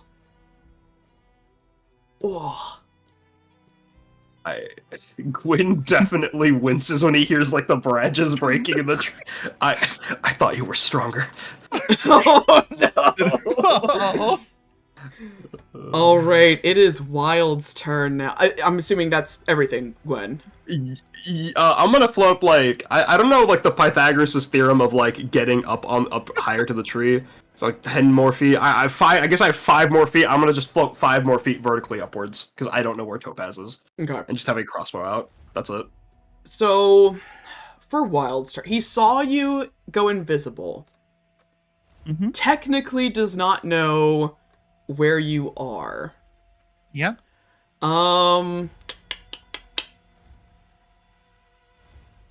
But he can guess. You can. Therefore, he's gonna cast Shatter. Oh, okay. Oh. So he's gonna just put it right where he last saw you. Assume that Right where you I were, am. you're in the 10-foot radius, and cast Shatter. So if you can please, Topaz, make me a con saving throw. I can. Yes, sir. It's a 19, so That will success. pass. Yeah, that'll pass. So it's 3... I'm looking at the wrong spell. 3d8 thunder damage. Halved. Okay. Yummy. Ugh, Oh, 6. That's What poopy. a poor roll. Oh, poopy. So halved to 3. All right. Um, I imagine that would. It doesn't say it would reveal, but I imagine you could at least probably notice. probably the surmise, sunken yeah, gun. that you're somewhere with it. You hear a oof, in the Yeah. amongst getting zapped. But he is going to scooch on over here. He doesn't know where you are. He's gonna try to get a better visual. Topaz. All right, so he immediately becomes visible as soon as the turn starts. So, just kind of seeing the situation, seeing that Luella's been taken out, and Pretty brutally, too, at that. pretty brutally. Probably heard that sound and bothered them pretty bad. Going to just kind of like take a deep breath and look between the two of them, and just says, "Now you wouldn't hurt a pretty face, now would you?" Surrender, and we won't have to. But I never liked surrendering very much. Come now, Topaz. None of us want to do this. Can I get an insight check on how both of them are looking? Like, HP-wise or emotionally-wise? HP wise. Maybe a bit of both, depending on how well I roll. Yeah, But give mostly us a on roll. mostly on health wise. Okay. 16. Unfortunately, it's not the other side. Yeah, I think on a 16, Wild is pretty bloodied up from Oleander's onslaught. He's got, several stab wounds that's leaking. Blood is like seeping out of the wounds and staining his shirt. But he's got a look of determination nonetheless. I will say, off a 16, you notice that Gwyn has mostly been untouched. Let's say he's been hit one time this entire time in combat. Okay. Topaz will kind of just probably take a deep breath. And how high in the air are you? Probably like 15 feet? 15? Yeah, 15 feet. So Okay. I know what you are, Eldritch Claw tattoo Mhm. user. Mhm. We love our Eldritch Claw tattoos in this house.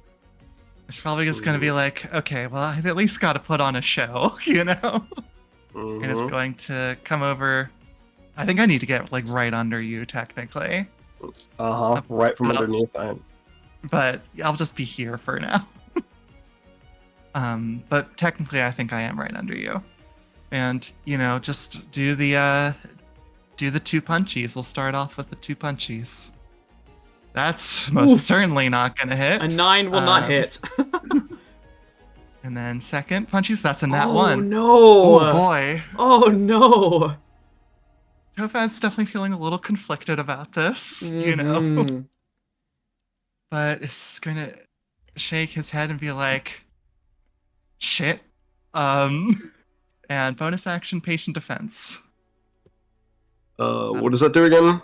Dodge action. Okay.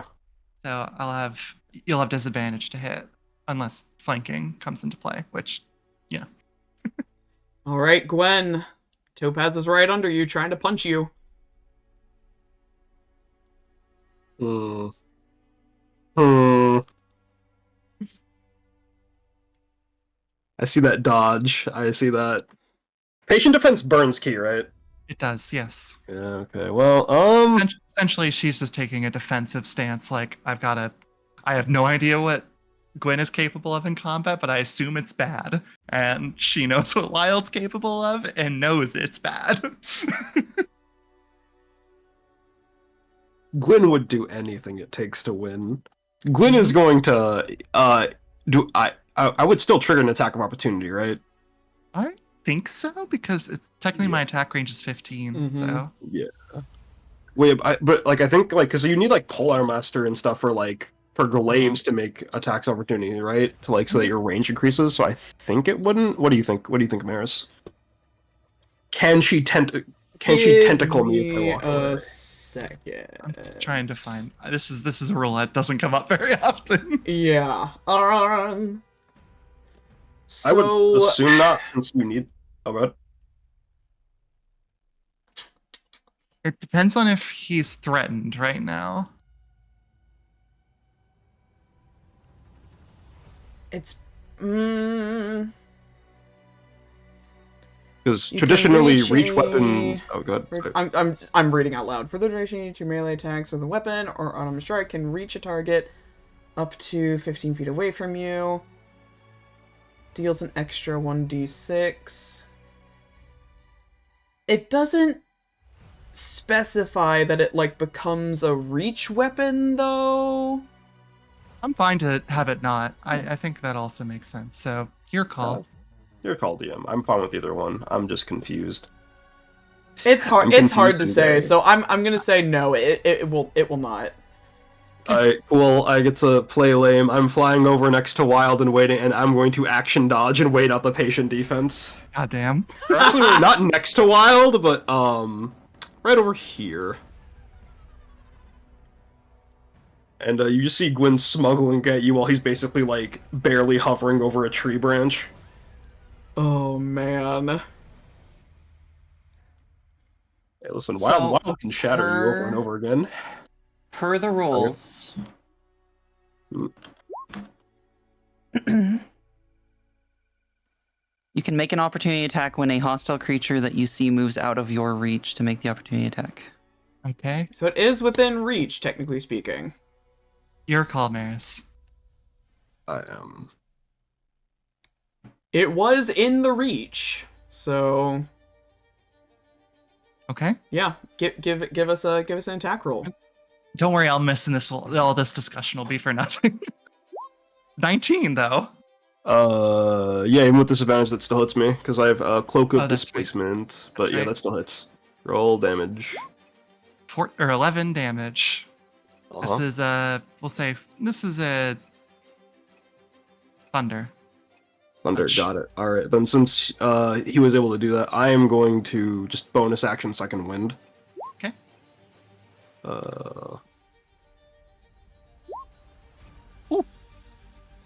Big HP back. Mm-hmm. All right, well, that's it. All right. Wild, do your thing. I think Wild is still gonna hang back a little bit, but he wants to give Gwen the opportunity that he needs. So what he's gonna do, because he's picking up what you're putting down by flying away from Topaz. So he's gonna look at Topaz, and on you he's gonna cast Hideous Laughter. So Me? yes. Okay. So if you can give me a Wisdom save, please. It's so funny that monks don't have proficiency in wisdom saves as a secondary wisdom class. Just a note. It is a wizards exist. very. Ooh, that's an a 8. fail. You fall Yes, it prone. is. Yep. All right. There's not really anything to do for bonus actions right now, so yeah, we're gonna call that Wild's turn. Topaz. Do I make the save at the end of my turn? I forget. Oh, how the let spell me works. double check that. You do at the end. Mm-hmm. Yeah, at the end. Okay, well then I will make another wisdom save. That's worse. That's a 7, so I that'll fail. fail. Oof. Yeah, you gonna kick me while I'm down, guys? Yo, go for it. Get her. Gwyn floats down and then holds his blade over Topaz, and then he looks up towards Essie and Leonora for a reaction, as like he's like wavering the blade between like Topaz in general and then over where the handkerchief is. Mm-hmm. Because this is not what people would want to see. Dame Leonora, she looks pretty impartial at this moment. Like, she is expecting... either way, it is very likely victory is yours. So she is impartially watching. Essie, on the other hand, is watching with bated breath. Hands clutched to the chest, like he can't take his eyes away, even if he wanted to. Like, he just can't. Can I insight to see if it's concern or excitement? Go for it. It's a 21. It's both. I see. In recognizing this, Gwyn is going to sheath his blades, then crouch down, and can I spend an action removing Topaz's gloves? Ooh. Yes. I don't see why not. Interesting choice. I look back at Wild and just like last bit of like I've as far as like Gwyn is concerned, he is disarmed Topaz. He is just going to like very gently nudge out the handkerchief to leave the decision up to them, as he will walk back like 10 paces, not flying, just 10 paces under the trees, staring from the shade, just holding their gloves. He doesn't have his swords drawn or anything. Wild. He is going to approach Topaz, and he's going to look down at you. And as you're there, prone on the ground, he does notice that pink topaz brooch. And immediately, it's just a flicker, a flash. His gaze softens, and there's uncertainty there. But he'll draw his rapier and look at you, Topaz, expectantly, like nudging the kerchief closer towards your hand with his rapier. I think at this point, having been disarmed, like, hideous laughter is still in effect. So, if he wants to cancel that, that's up to him. He will do the courteous thing and cancel it. And I'll just kind of like come to my senses and just see the rapier at my neck and just say, and just look up at him. Do I see that flash? Or I assume it's gone at this point? No, you would have seen it. Okay. Just feel like, would I like to at least had a proper shot and just begrudgingly take out the handkerchief, not wanting to just force basically cruel and unusual punishment upon both herself and the viewers. This would be not a very good display. Wild will sheathe his rapier, extend a hand out to you to pull you up from the ground. She'll take it. There's a little bit of like upsetness in her visage of just like oh damn it, I wanted to try to at least like see how I was doing at this point against him. He'll pull you up and give you a quick little quick easy smile and just, more than a shot, my dear. Oh, fine.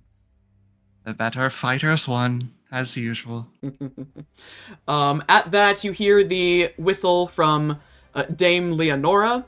Uh, Yes. DM, I was wondering if at that moment could Gwyn draw his rapier and point it at Wild. Ooh. Oh. I want to be close enough to just like not for the crowd to hear, but say, just this once, I will do one more kindness for you, and help distract from what mercy you've shown, oh Captain. Because that smile, that kindness may have just been a brief flash on his face, but I think everybody saw how gentle and how merciful the so-called Sky Pirate truly was for Topaz. Oh. Wild is gonna look at you and just... Is this a challenge, then, Sir Gwyn? I don't want to leave them wondering who the better half was. I see.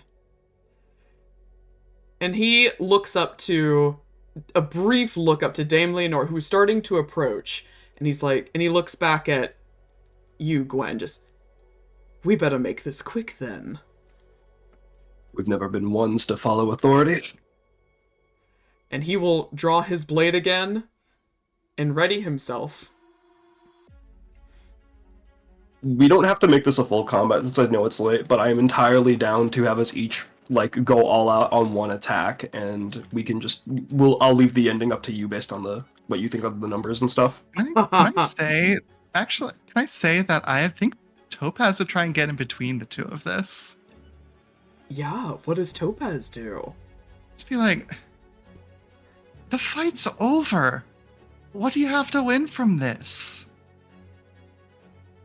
You have your passions, we have ours. Besides, our blades were going to cross at one of these trials. Might as well get that out of the way. So what are you gonna do? Wild looks a lot worse than you. It's hardly a fair fight. Don't you pity me now, McStoneheart? One blow. We have time for one blow. And a lot can happen in one blow. And I really do mean, DM, go all out with one action. If you want to fucking shatter me, by all means, go for it. Alright, he will do you the, He will do you the courtesy of the first strike. We can reflavor this as simultaneous if that ends up better, but I will... Yeah, I'm not going to hold back. I am going to use... Can I use Lucky to just give myself advantage on this? You know what? Yeah, you probably would anyway, Yeah, so... I just fucking... I am letting it rip with every resource I got on one hit. We're gonna burn two... Wait, can I burn multiple superiority die in one turn for, precision and then for the post thing? I think you can only do one per turn, but I could be that's... wrong. Whatever, we'll just push through it. So that is Probably... Oh, sorry. No, I was just saying, I feel like it's probably one superiority per attack. Mm-hmm. I'm gonna... That's a 26, and I am going to... tripping attack that. So here is the 6 piercing damage plus... What? 7 piercing damage. Alright. Go for it. He is going, at this point... Gwen, you notice he's got a canister on his side. That's sort of strapped to him.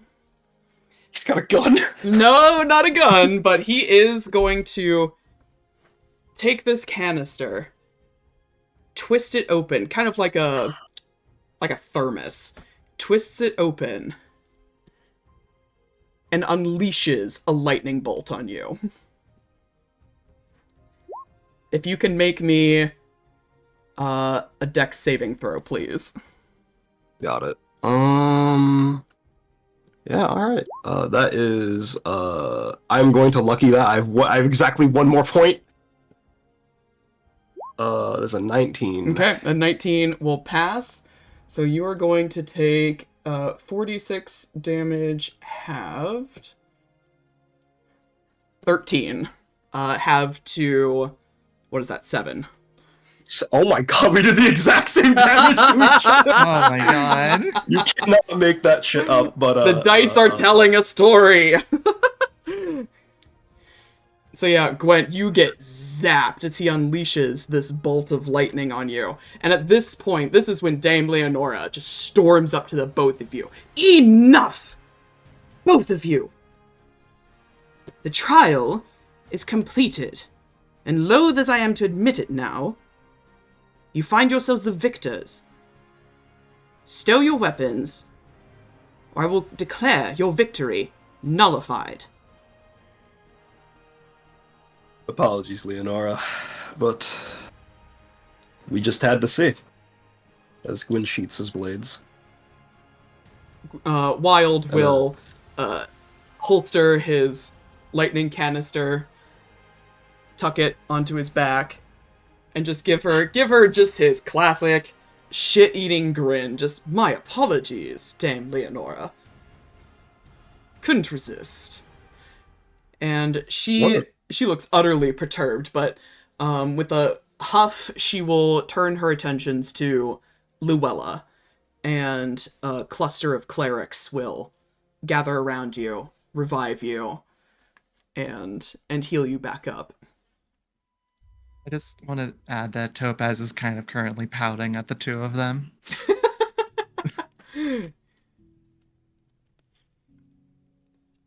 And at that, What? the trial is completed. The victors, Gwyn and Wild. Well done, everybody. Well done. Unless there is anything anyone would like to do in this immediate moment, we will start to transition into our evening downtime.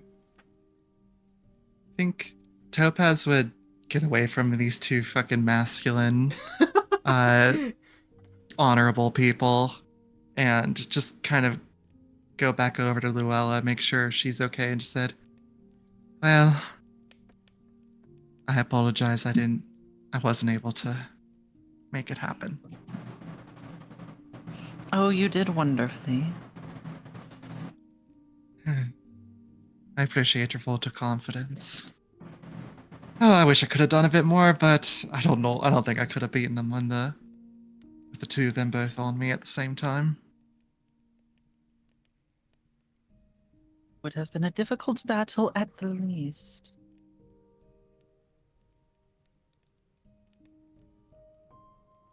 You alright? I'll manage. You're the one who has to deal with those two. Yeah. Sometimes I really do hate men. Just walk away.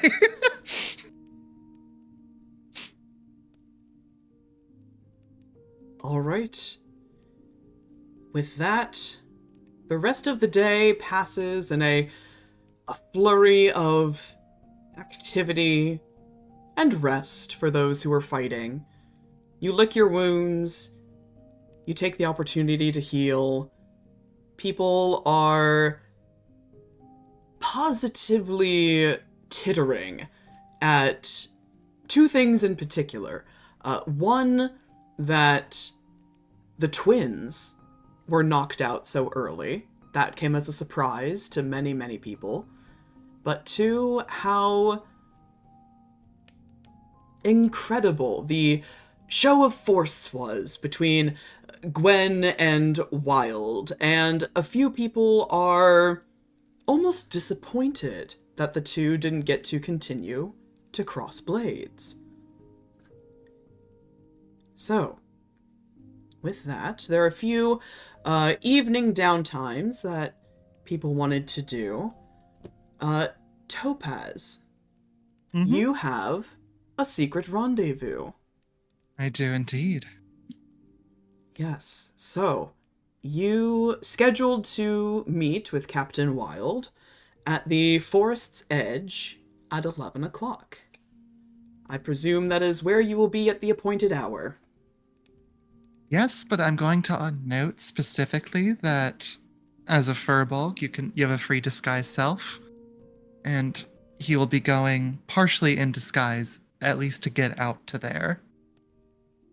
Interesting. Okay. All right. So sneaking out in disguise, incognito.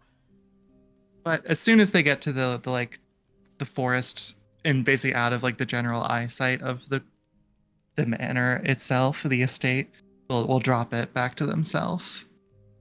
All right. You arrive first. Wild is not there waiting for you, but after a few minutes, the man himself appears. And as he approaches, you see that he's clearly dressed down. He's got his usual scandalously open shirt, his jacket casually thrown about his shoulders. The war paint from the trials is washed off. He's bandaged from his wounds, but overall looks much better than you last saw him. But he'll approach you and give you a nice, courteous, deep bow. Mick Stoneheart, I'm very glad to have received your summons. You know, it's not exactly my summons, but I'm more so responding to your offer. But a pleasure to see you, as always, Captain Wild. I trust the new champion of the trial is finding glory in the remainder of the day. Huh. Glory is well and good, but I do find a deep sense of satisfaction in crossing blades with someone so capable. It makes me feel young again. You're not that old. Let's get one thing clear. No, but I'm no spring chicken like Sir Gwyn is.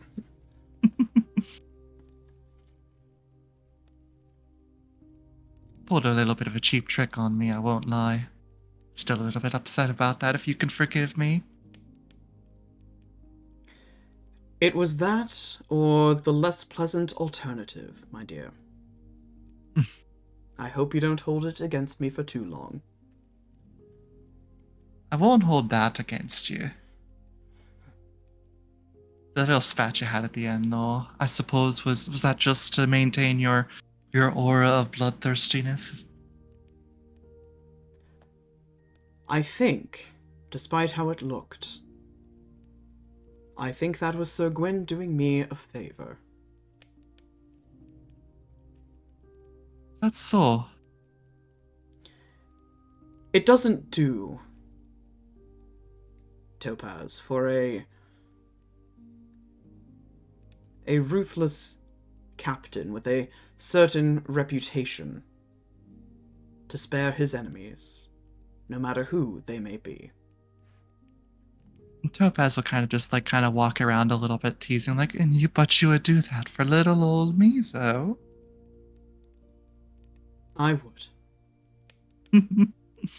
Always were a bit of a charmer, aren't you? There are a few things that could cause me to still my blade.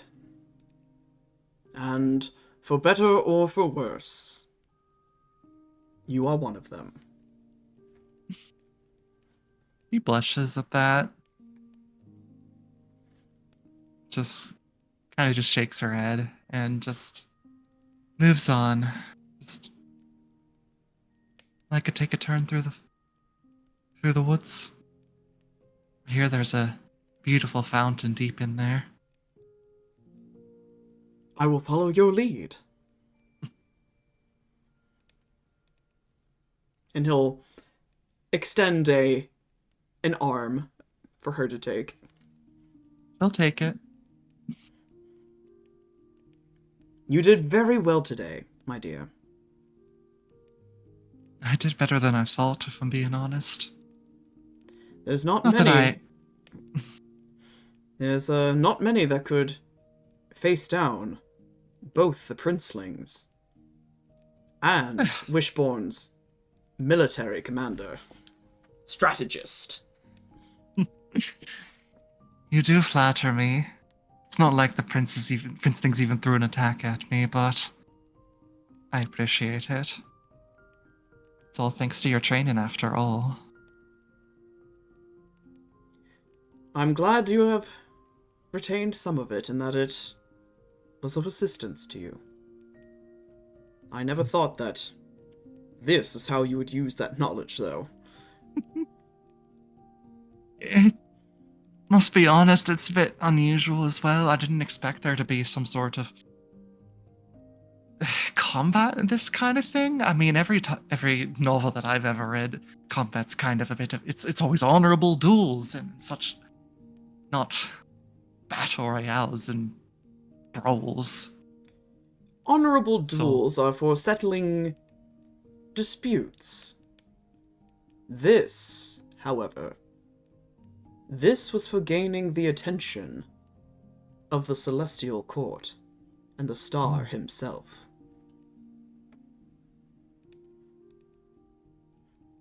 So you're after him too, are you? Of course. That is why I came.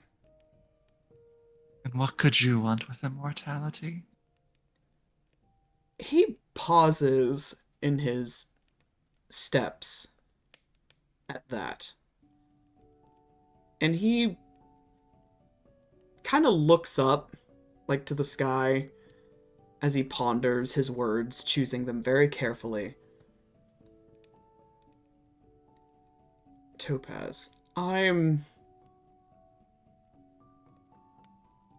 not getting any younger. Every man contemplates his end. And there's still so much to do, so much to experience. Not just in Wishborn, but beyond the wall. And immortality means taking the time to see it all. And he gives a little smile at that, and with a bit of a dramatic flourish of his hand, starts to recite, "But we never get back our youth. The pulse of joy that beats in us at 20 becomes sluggish. Our limbs fail, our senses rot. We degenerate into hideous puppets, haunted by the memory of the passions of which we were too much afraid, and the exquisite temptations that we had not the courage to yield to." And he gives a little smirk. Oscar, Dorian Gray. just so.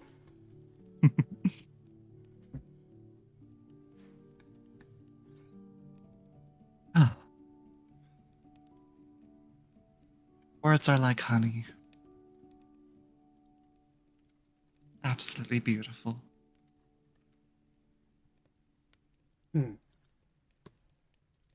So I do not have the selfless desires that you have. I am only mortal, after all.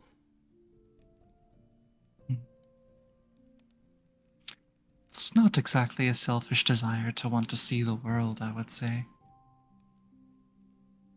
I don't know exactly what I would do with something like immortality, but I'd wager it'd be something kind of similar.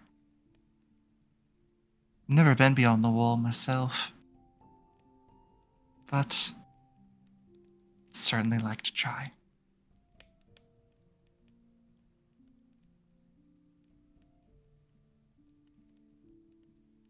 Would that we could see it together.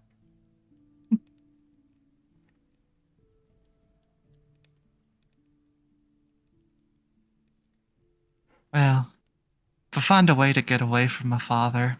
Maybe we could take a trip one time. Well, I'm sure that could be arranged. It wouldn't be the first time I've risked your father's ire, after all. If you need some rapscallion pirate captain to kidnap you and whisk you away to a world of risk and adventure and enchantment, I'm your man. I would gladly take you up on the offer. First, I gotta prove myself, though.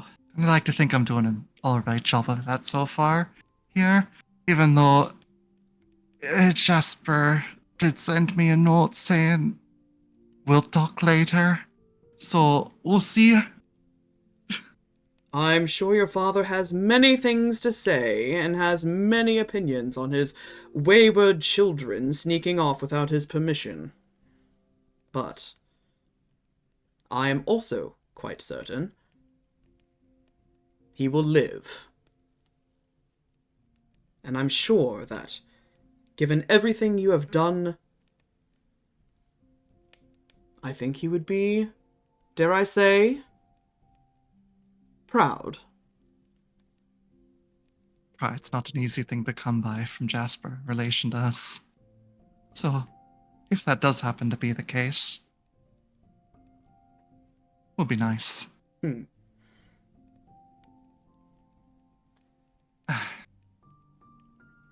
I must ask, I suppose at least for just my own safety. I did, in the earlier this morning, receive a threat from somebody. I don't think they showed themselves at the trial or nothing like that. I feel like nobody specifically came after me, but... So, I'm left feeling a bit confused. I was kind of ready. What manner of threat? It's something... I can't exactly remember it perfectly, but... They basically said that I denied them a fight that should have been theirs. And that I clouded the attention of two important people.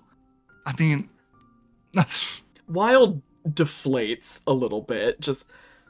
The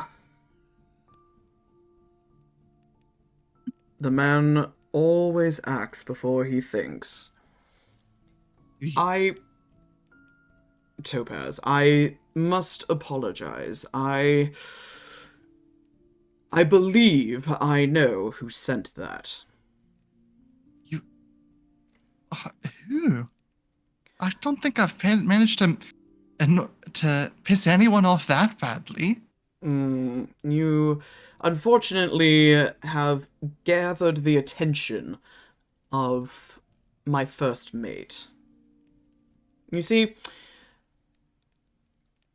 when it was revealed that my intentions were to come to the Trial of Hearts, he made it perfectly clear that his singular ambition was to face Sir Gwyn once more. And Gwyn? by my partnering with the man, he did not gain the opportunity to do so.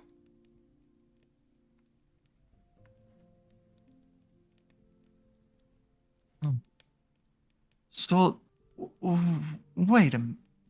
Then the two people they're referring to is yourself and Gwyn? I would have to surmise that.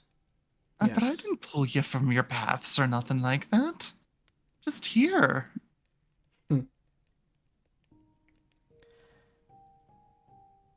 Well, regardless of what he thinks, I will not permit any harm to come to you.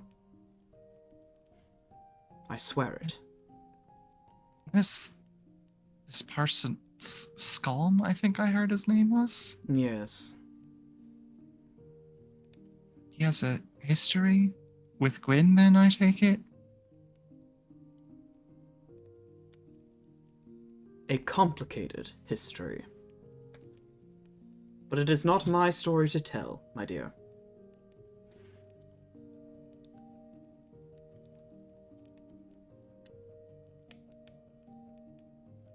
Sorry, I'll drop the topic. It's alright. I don't want to do Sir Gwyn the disrespect of airing his past out.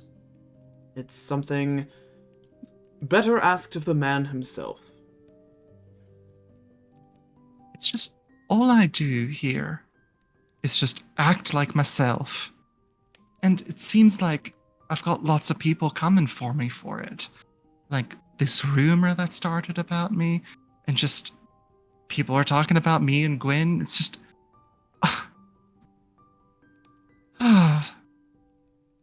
I think I knew that high society would be like this given the books I've read, but it's just...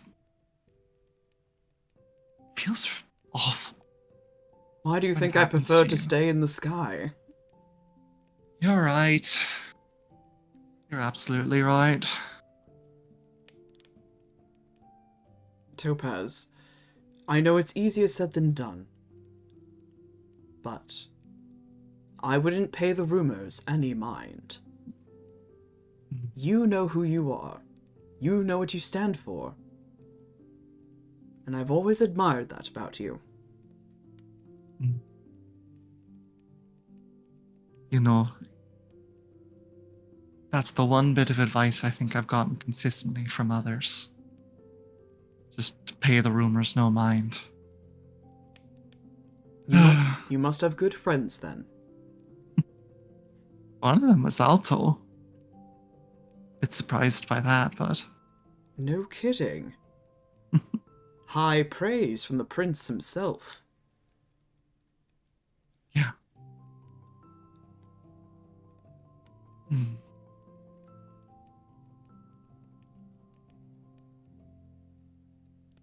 Shall I Do you take like it, by the way? His eyes drop back to the brooch. Just, I think it very beautiful. I knew you would make something special with it.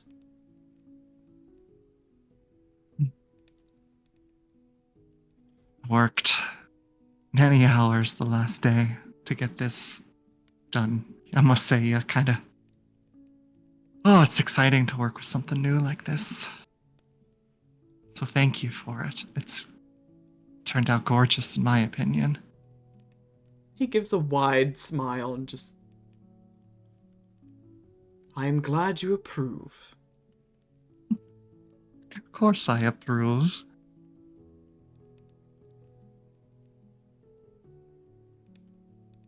Well, loath as I am to end the night, I should likely return you to your sister before she notices you're missing. Quite right. Thank you. This was a pleasant reprieve.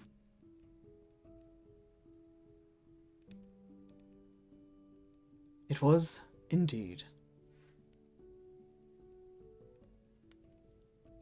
Gives you a smile and walks you back to the estate. And just before you reach the door, he'll take your hand in his, give the top of your knuckles a kiss, gives you a bow, and lets you walk in first.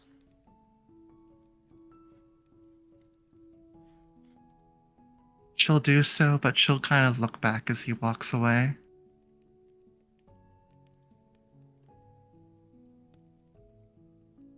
Do I see anything in sort of his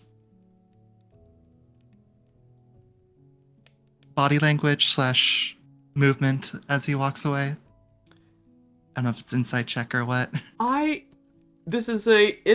Give me an insight check, but it's gonna be a pretty low DC. He's pretty easy to read right now. So only I rolled a 2, which means it's a 13. With a 13, it would be easy to mistake his smile for its usual nonchalant playfulness, but you've known the man for several years now, and you recognize a distinct flicker in his eyes, a quirk of his mouth, and there is a genuine sense of fondness in his gaze. Very good. She'll blush and just kind of think to herself before going back inside. All right. We end that scene, and we continue to the next day,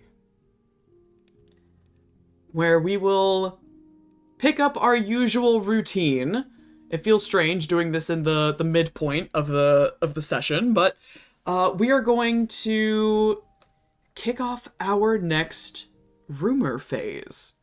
A new day begins, the trial is over, and people are gossiping.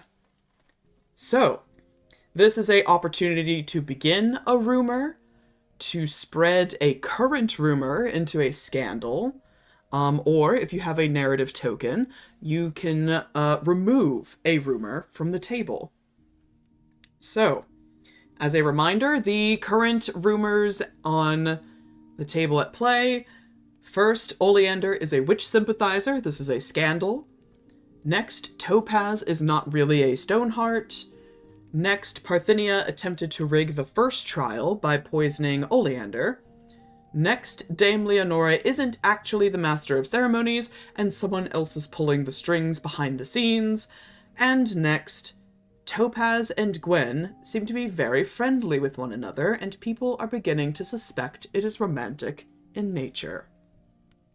So, with that said, would anyone like to volunteer to be the first to spread a rumor or start a new one?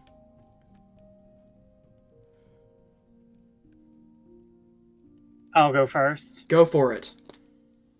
First off, nuke the witch sympathizer rumor with an orbital strike, please. I will use spending one of your tokens. Yep. Yeah. And I would like to... You know what? I'll continue my rumor from last time and push the Dame Leonore rumor to scandal. Ooh. Okay. So now that it is a scandal, most people will believe it to be true. Who's next?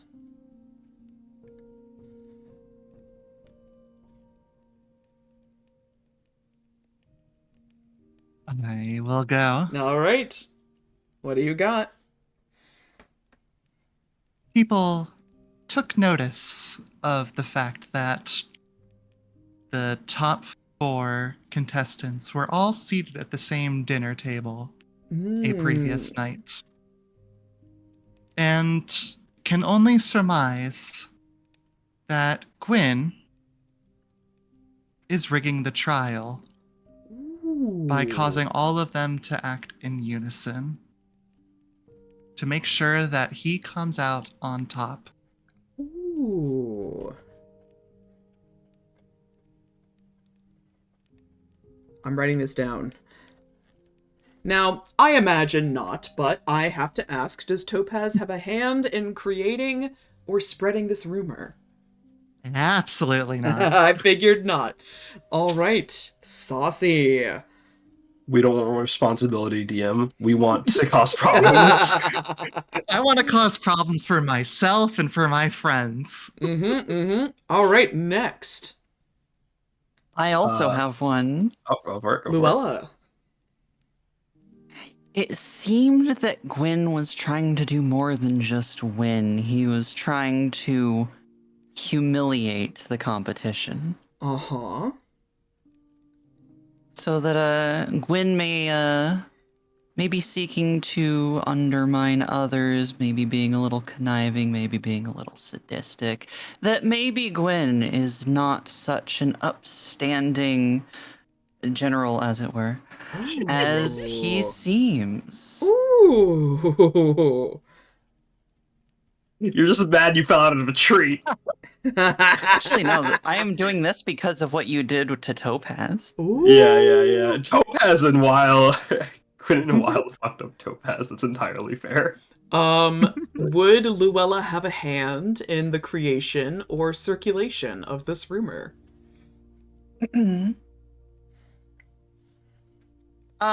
Not significantly. I feel like anyone who brings the rumor to her, she would say, that makes sense. Could be. Doesn't dissuade it. Doesn't dissuade it at all. Okay. Who's next? That would be, Civ. What you got?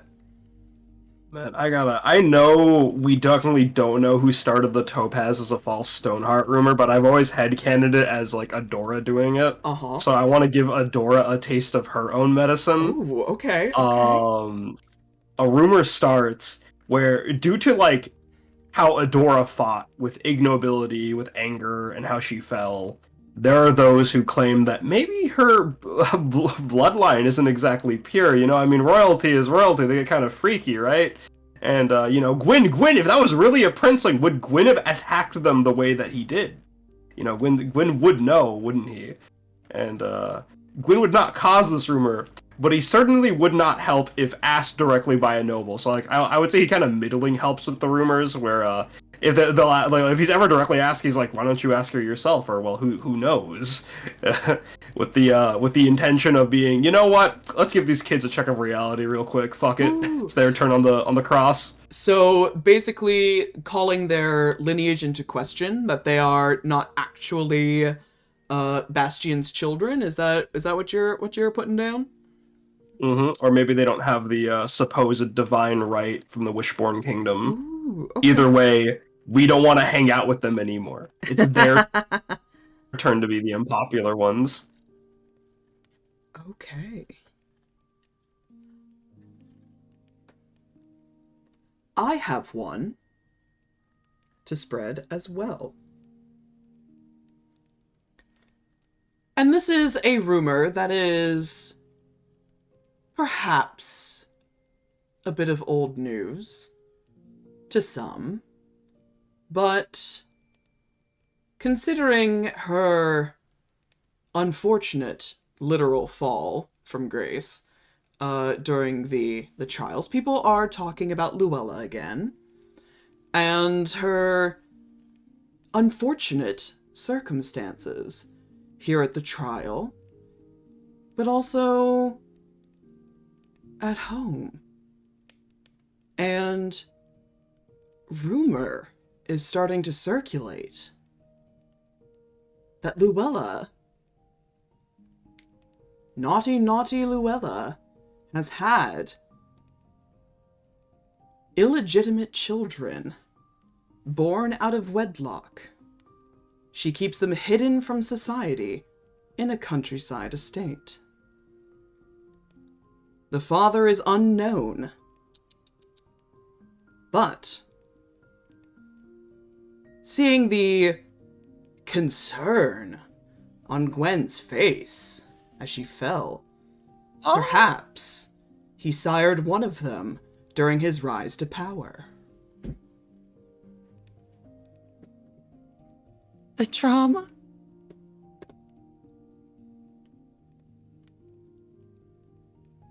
Yes.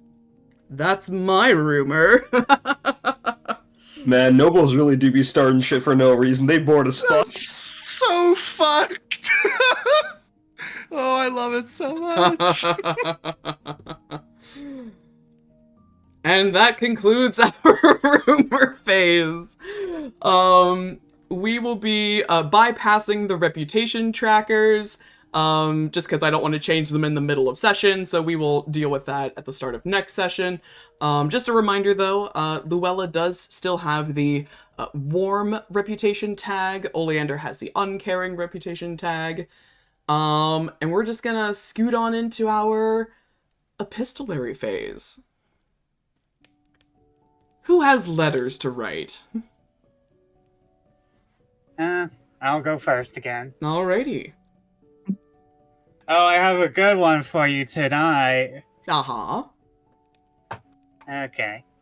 First one is to Gad's Gold Mine and Mesathene. Uh-huh. It's signed to Gad's though, since like you can only send it to one person. Yeah. Dear Gads and Mesathene, first I'd like to sincerely apologize for keeping this information from you. I had my reasons, but after certain developments, I am afraid I can't hide this any longer. Secondly, I need this revelation spoken to no one, that this must remain between us. I cannot have this information leaking out.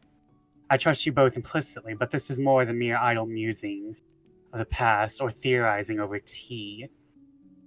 On my most recent archaeological dig, the one before I was entwined in the trials, me and my team found a crystal dagger. This is not something rare for that area. What has procured my worry is that the crystal dagger has the royal family crest on the hilt. I've included a more thorough evaluation of the artifact, and considering my research so far, I haven't encountered any witches within the royal family. There's Cassini, but the time frame doesn't exactly match. I've come across other mysteries, other answers. I'm not sure if they are what I am searching for, but maybe I can leverage them for answers. I will keep you both up to date on my findings. I apologize for hiding this from you, but as more of wanting to protect you both. This discovery feels like the antlion in the sandpit, and I'm trying my best to keep my head above the sandpit. Sincerely, Oleander. All right. You send that letter off to Gads and Mesathene. Since they are off the premises, you will receive a letter at the next epistolary phase in response to them, or from them. Do you have any other letters to send at this time? If I can send a letter later, I will say it now, since like I need the mutagen from Damus before I send it. If I could have asked him last night, like, hey, can I have just one mutagen? In return, I'll give you an alchemy kit. Yeah, I'll say if you had asked him to like keep one, he will he'll be agreeable. He'll let you have one. But again, he will remind you that the effects lose their potency after a day. Okay, they lose their potency, but they could still like be reverse engineered, I presume. Who knows? Alright, well, I have one to send to my sister. Okay. This one's more cutesy. No lore. You don't have to do lore for this one. I hope. Dearest Lycoris, sister, how are you? I hope you like the gift I have sent. I know I normally send you flowers or extracted venoms and not complete alchemical concoctions. I figured you'd find reverse engineering these more interesting than a poison or venom. Of course, I send these for a little something in return. May I have a little alchemy kit, not a whole table, mind you, as I don't think Dame Leonora would allow that. But something more travel-sized. Also, I would appreciate one of your beginner recipes.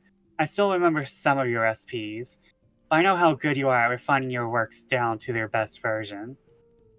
I've made a companion who is into alchemy, much like you. Unfortunately, he seems to not have brought his own complete kit. I do believe his practices are a little less traditional. I believe he's a blood hunter, so that would explain anything utterly strange you may find. But do feel free to tell me anyways. It's always fun to read your insights, sister. Hope Dad hasn't been too testy as of late. I know you barely leave the labs. I know this could be stressing him out. I admit, this may be a little beyond me. I think I'll be returning home after this, not permanently, mind you, just to ease everyone's worries. Also, staying out of the public eye for a few months may do me some good after this. Please do rib a little on Adamus, would you? He left before I could tease him too much. Sincerely, Oleander. Alright, you send that potion sample onto your sister for her to take a look at, and once again, at the start of the next epistolary phase, you will have a response from her. But... And I send my daily bullshit to... Actually, the sample is included with the stuff he sends to his dad. And gotcha. He sends Parthenia the journal, but he does not mention Davis's dagger. He avoids mentioning weaponry in general, and instead mentions he wants to interview everyone for their points of view of the event. Gotcha. Alright. Oleander, I've got some letters for you, buddy. You received today 2 letters. The first one is on, noticeably plain, unassuming, quite frankly cheap paper. And you open it up, and in very neat, orderly script, it says, "Dearest Oleander, I'm delighted to hear from you, my boy. Your words lift the heart. I could certainly use a holiday. I would be glad to meet your family officially, considering your father has eyes on the dig site, though no one has revealed themselves. Their presence is felt, and though it was initially unsettling, we've all become accustomed to it. But whoever they are, they could at least stop by for tea once in a while. The dig progresses well, though little else has turned up. We found no new daggers. However, the twins have managed to scavenge an old ledger, perhaps from one of the magical smiths. They're still deciphering it. As you know, many of these correspondences were written in code that only witches could read, and the page is nearly worn to smithereens, but we have reason to believe that a sword was also made. Can you imagine? This would be highly impractical for the purposes of witchcraft, but it certainly would send a message. But there is a good chance it's a mistranslation, so we'll continue to work diligently and report our findings. I'm sorry to hear that you're not enjoying yourselves at the trials, Oleander. I know how excited you were to experience living history. You're a good boy, so put your best foot, and then it says in parentheses, hoof, ? Forward, and show those rich, fancy galoots what's what. I'm sure you'll make friends, perhaps even where you least expect them. If you're in over your head, perhaps it's time to stand taller. All my love, Polly W. Oleander, smiles at the entire letter, but the idea of an entire sword made out of crystal is just at the forefront now. And then your second letter. Black paper, gold lightning bolt seal. You open it, and it reads, "To the esteemed Mr. Oleander, scholar extraordinaire. You must forgive me my delayed correspondence. Here you were, kind enough to act as a witness for my meeting with Sir Gwyn, and yet I so rudely ignored your presence and neglected to follow up after our introductions. However, I feel this could be forgiven, as introductions were hardly necessary after all, seeing as we were already acquainted with one another's work. You performed very well in the second trial, though stabbing a man in the back could be considered bad form. I must say that the technique was impeccable, and reminiscent of another man in my acquaintance, though I should not be surprised that he would pass such skills on to his children. After all, he was always fiercely protective of his family. If you wanted my attention, sir, there were simpler ways of doing so, though I am deeply flattered by your attempts at theatrics. Perhaps we can appraise the nature of our relationship sometime in the future. Those who work in the shadows tend to thrive when working symbiotically, rather than at each other's throats, don't you think? I look forward to speaking to you again. With the kindest regards, Captain Ignatius Wilde.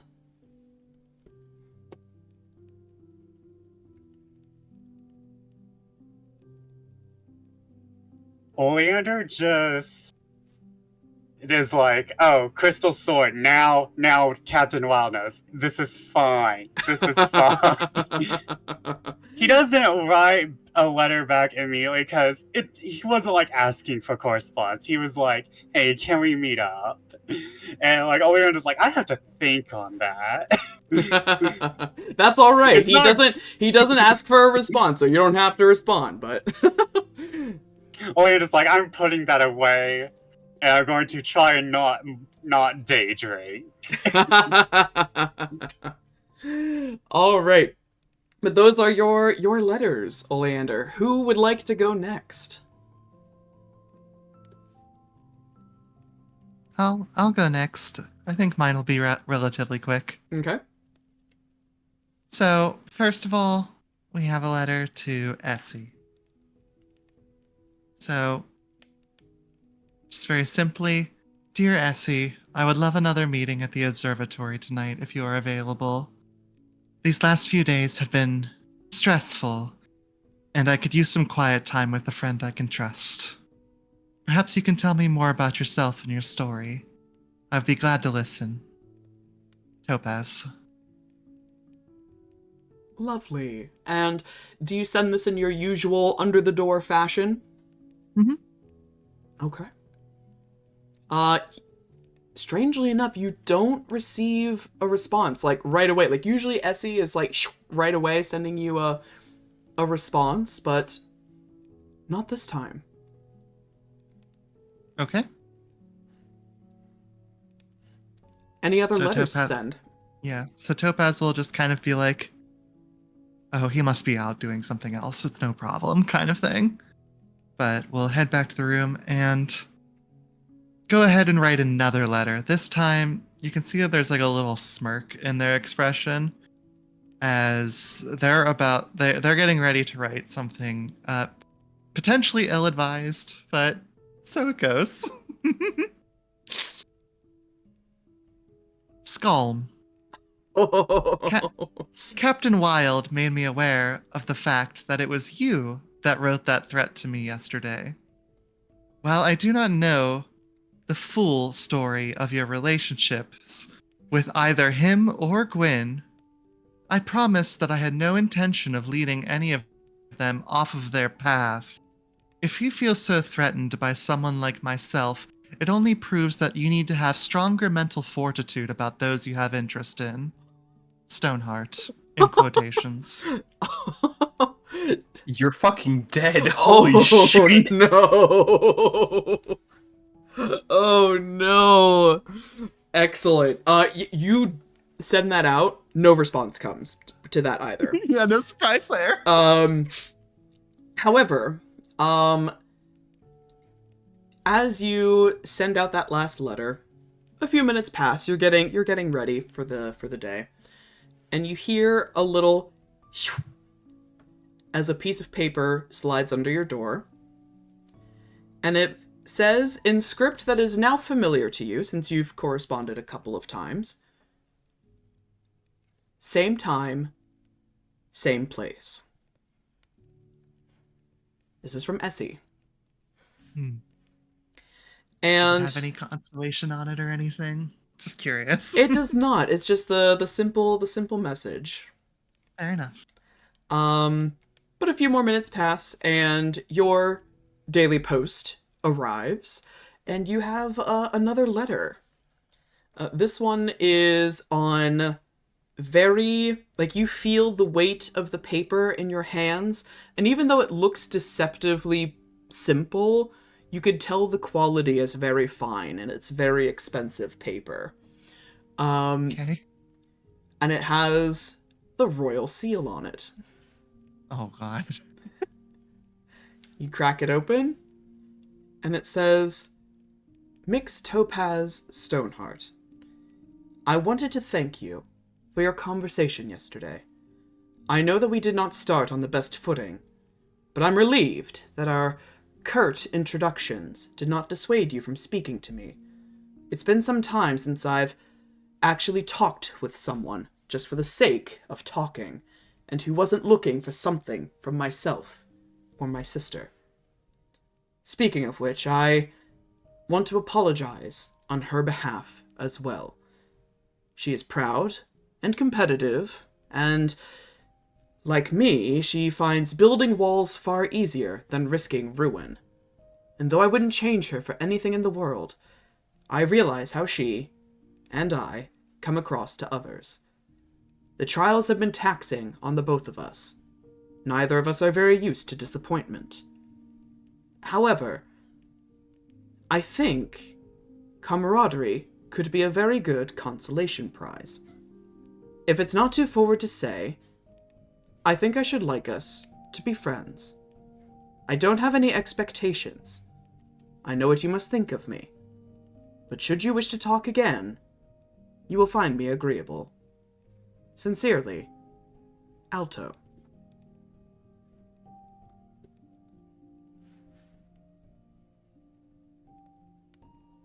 Topaz is surprised.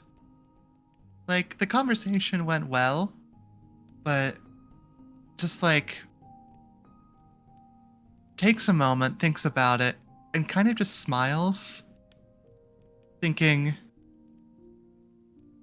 see, is it really that hard? thinking that, like, you know, the subterfuge and everything, they read this as a genuine, like, thing, and will respond, just a quick response back to him, just say, pride is something, or what is their last name? You know, I don't I think just realized- I don't think I gave the royal family a last name. That's all good. I'll just say Alto. We'll just go with Alto. I was like thinking about First name propriety. basis. Yeah, first name basis. First name basis. We'll think about that for later. You do notice he did sign it just his name, no titles, no His Gotcha. Royal Highness Prince Alto, just Alto. Yeah. So we'll respond back with just Alto as well. Say, pride is something I'm very familiar with, given who my father is. So know that I understand, at least in some part, the weight that expectations can have on folks like us. I would be happy to have someone else to talk to, and would be agreeable whenever you are. Feel free to stop by my room or in public if you think that is wise, considering the eyes are always watching. Then just Topaz. All right. Who's next? I'll go next.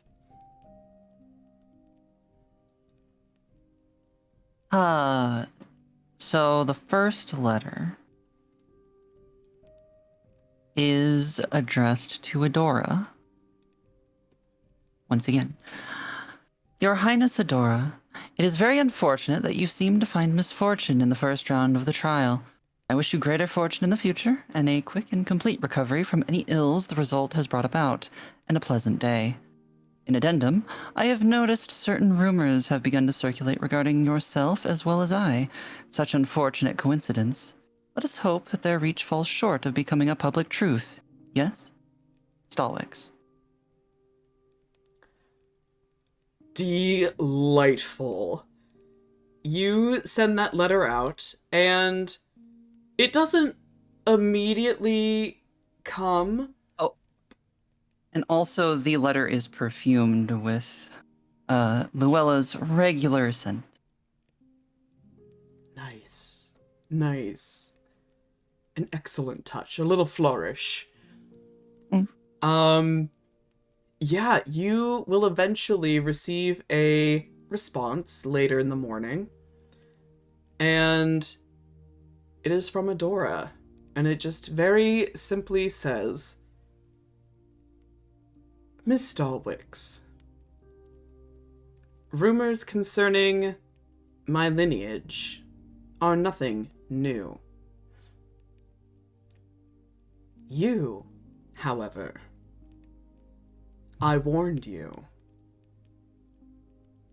Her Royal Highness, Princess Adora.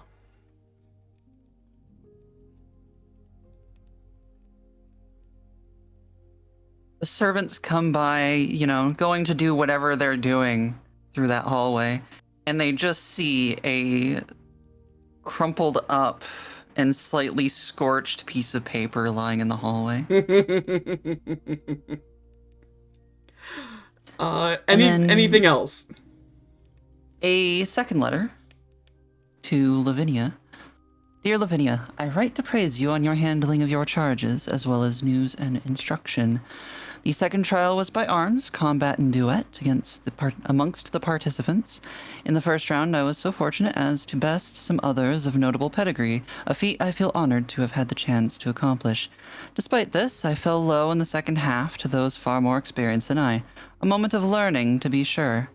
I am sure further details for the story you will relay shall be available soon. As well, would you be so discreet as to prevent the whispers of society from reaching your charge's ears? I would be appreciative. Luella Stalwix. Very good. So you write out this letter to Lavinia, since she is not on the premises. You will receive a response from her at the start of the next epistolary phase. All right, very good. And, last but never least, Gwen, what's going on? You have any letters to write? I do not. I wished to hold off until I saw the events of the combat, and given the recent rumors, which I'm sure Gwyn would have heard, I think I'm going to take a little bit of a back seat. I'm kind of enjoying the limelight. I don't want to fuck with that, Gotcha. But, All right. Very good. So that will conclude our epistolary phase. And I believe as we start our free time activities, Oleander, you wanted to interview spectators of the second trial. Who are you talking to, and what are you inquiring about? We all have to RP this out because this is more like this leads into the other thing. Oleander will basically asking everyone who was like all the people who decided to not take up combat but were previously in the trials. He wanted to just ask them and see what their general vibe of why they didn't do the combat and the vibes that they kind of got from the combat, like who were they rooting for? He just wants to get a general vibe of what the people were doing while they were watching the combat, Sure. So, and he will be working around trying to see if any. He's not going to specifically mention, "Did you see Demus's dagger?" But he's going to try and walk around and try to infer answers from asking people about weapons. Yeah. So the general consensus is most people did not participate because the idea of actually fighting is considered a little uncouth. They did not want to dirty their hands. They did not want to participate in anything that could potentially lead to bloodshed. They just kind of turned their nose up at that idea and were like, no, I'm sitting this out. Absolutely not. Some people did drop out because they heard of the Gwen Wild team up and were deeply intimidated by that. But for those sitting out, I think there was a large part of the spectator population that was either rooting for Gwyn or simply just expecting Gwyn to win. I think a lot of people were also very intrigued by Wild, not necessarily wanting him to win per se, but just seeing what he can do, just because he has such a reputation about him as well. I think people will admit a certain level of polite curiosity towards yourself and Damus, because they have, not that they have no idea who you are, Oleander, but they just never anticipated that you would want to fight, let alone can fight. So some people will definitely admit to some surprise to that. As for Damus's dagger, no one really makes any mention of it, although they did eye Damus with some curiosity because he was kind of the wild card, and he kept displaying abilities that no one expected of him, because they have no idea who he is. So they're trying to piece together the mystery that is this random commoner. Oleander will make a note of that and will be specifically sure. Okay, gotta keep Damus safe because everyone's looking at him. But as you are conducting these interviews, you will actually be approached by Essie. Shockingly unaccompanied by Dame Leonora, and he will approach you and give you a very pleasant smile and just, Mr. Oleander, I don't mean to interrupt, but may I have a moment of your time? Of course, anything for the lovely star. Where would you like to go?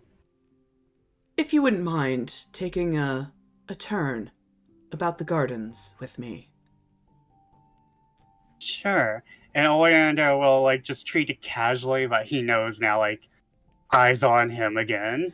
And Essie will, in a very similar fashion, actually, kind of give a look to each of the people you were talking to, give them a polite nod of acknowledgement, and make a show of, granted you are much taller than he is, but make a show of wrapping his arm around yours as you are escorting him to the gardens.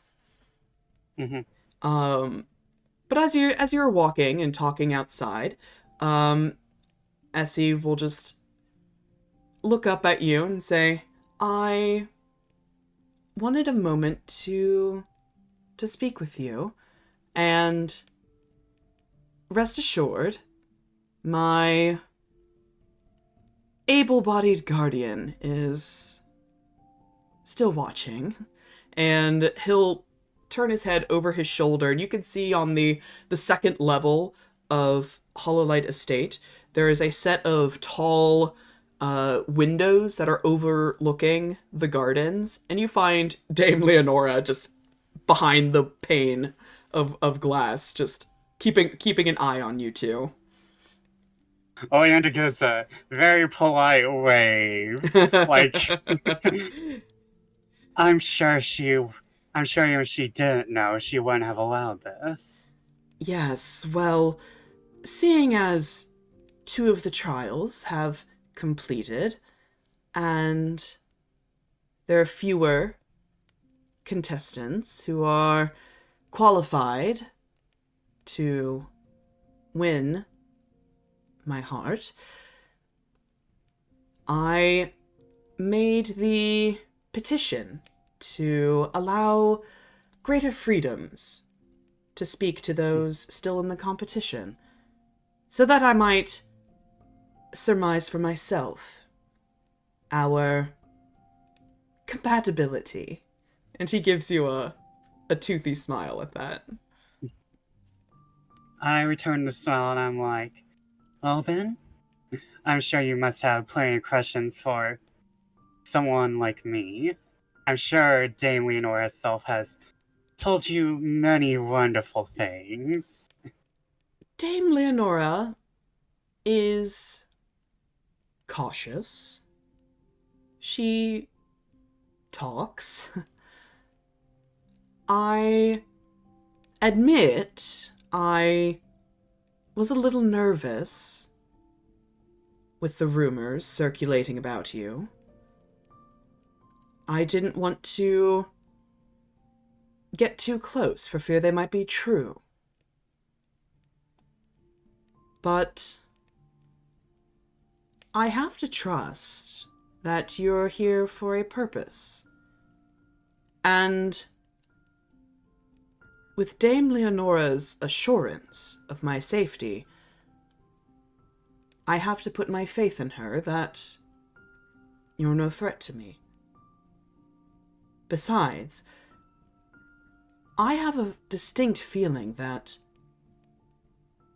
if carving my heart out was your ambition, I think I'd already be dead. My, she told you everything. But not to make you fear me, but I do think that that last bit might be a little true. However, I don't really know this place that well. To be fair, you'd probably be a little safe if that was my desire, but you're right. That is not my intentions here. And what is your intention here? You fight so diligently for your place in the competition, and yet you're ostracized by society, and you've made no attempts to converse with me. I had to seek you out. So if you don't want my heart, and you don't want prestige, connections, why are you here, Mr. Oleander? Oleander kind of just gives like a weak smile, and he's like, I believe I'm here for other reasons. The Celestial Court sent me an invitation, and I'm trying. I believe there is mysteries here to be solved. However, they could have also just put me here as a historian. I mean, the same could be said of Parthenia. However, I don't know her well enough to say what her desires are. But as for mine, I'm just glad to be here in the middle of a historic event. As an archaeologist, I don't like the idea of being immortal, if that seems weird to you. I think everyone has their place in history, and sometimes immortality may be incorrect for that. I see. And what sort of mysteries are you hoping to solve?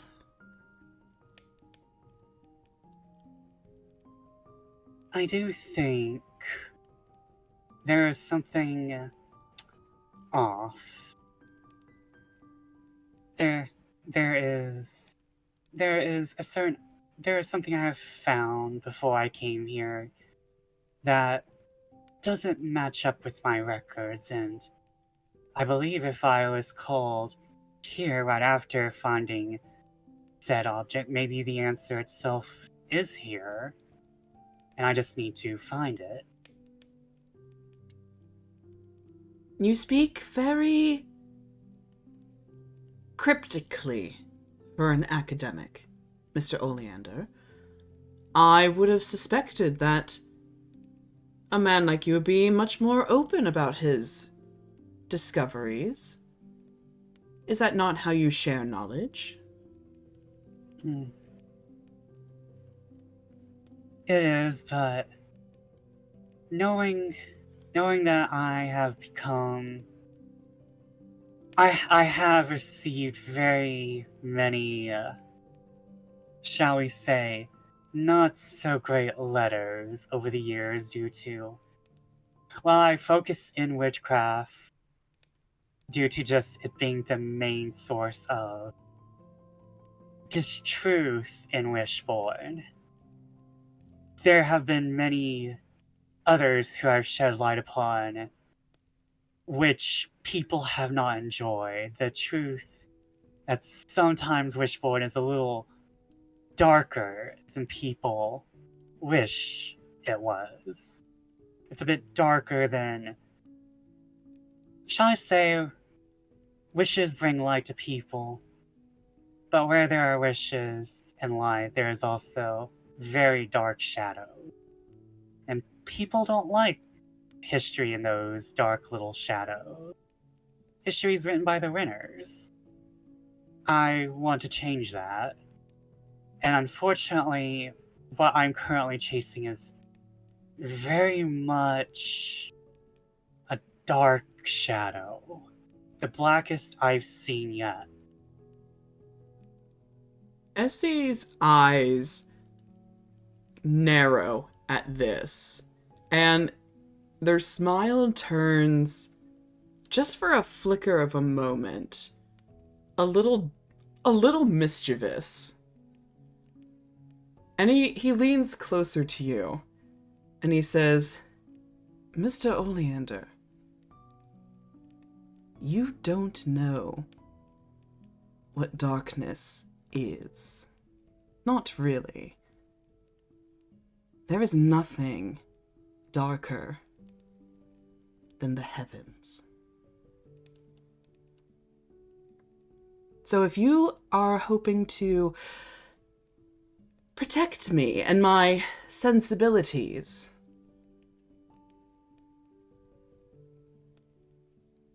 I'm afraid your efforts are wasted.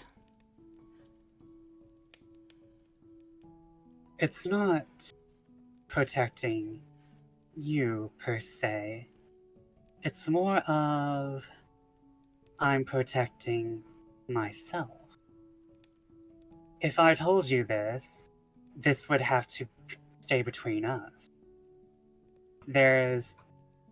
And not to say I don't trust you, however, I'm not sure if Dame Leonore is right. This is... What I have currently stumbled upon is more of...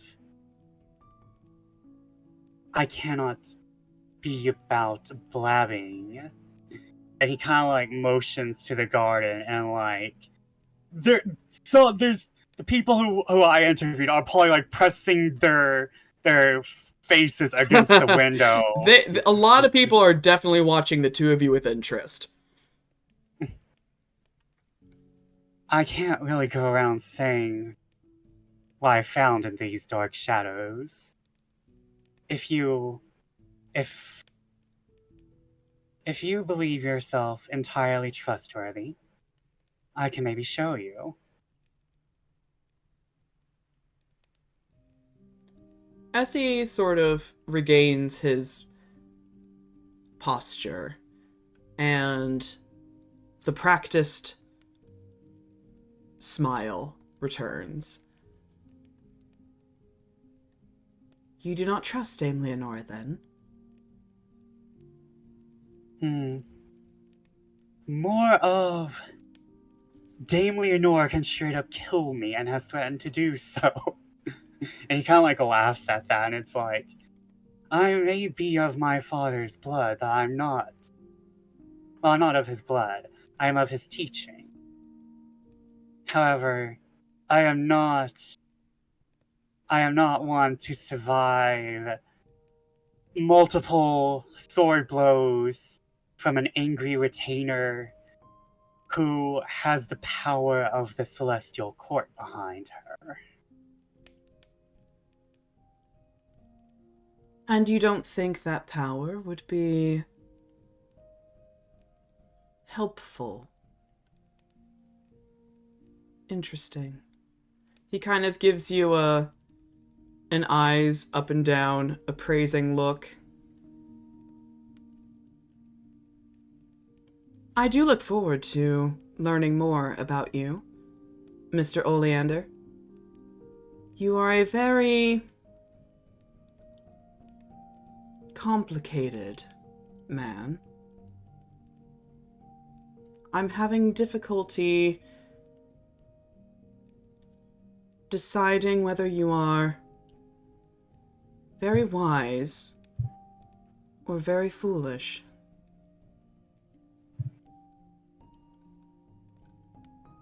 One can be both. Perhaps. Well, since you are not inclined to share them, I will leave you to your pressing mysteries. It Until... was great talking to you, my star. Not yours yet. Let's not get ahead of ourselves. And he'll give a curtsy and return back to the estate. Oleander will bow and then look over to Dame Leonore like, let's look, I didn't do anything. Yep, she'll keep her eye on you until Essie is back in the estate, and then she'll finally turn her back to the window. All right, moving on. Said retainer, Dame Leonora, has a appointment with Luella. So Luella, as you are sort of hanging out, whatever it is that you are up to during the day, you are actually approached by a flittering little fairy, like small, could fit in the palm of your hand, and she buzzes right up to you, and alerts you that Dame Leonora requests your presence, and you should follow her.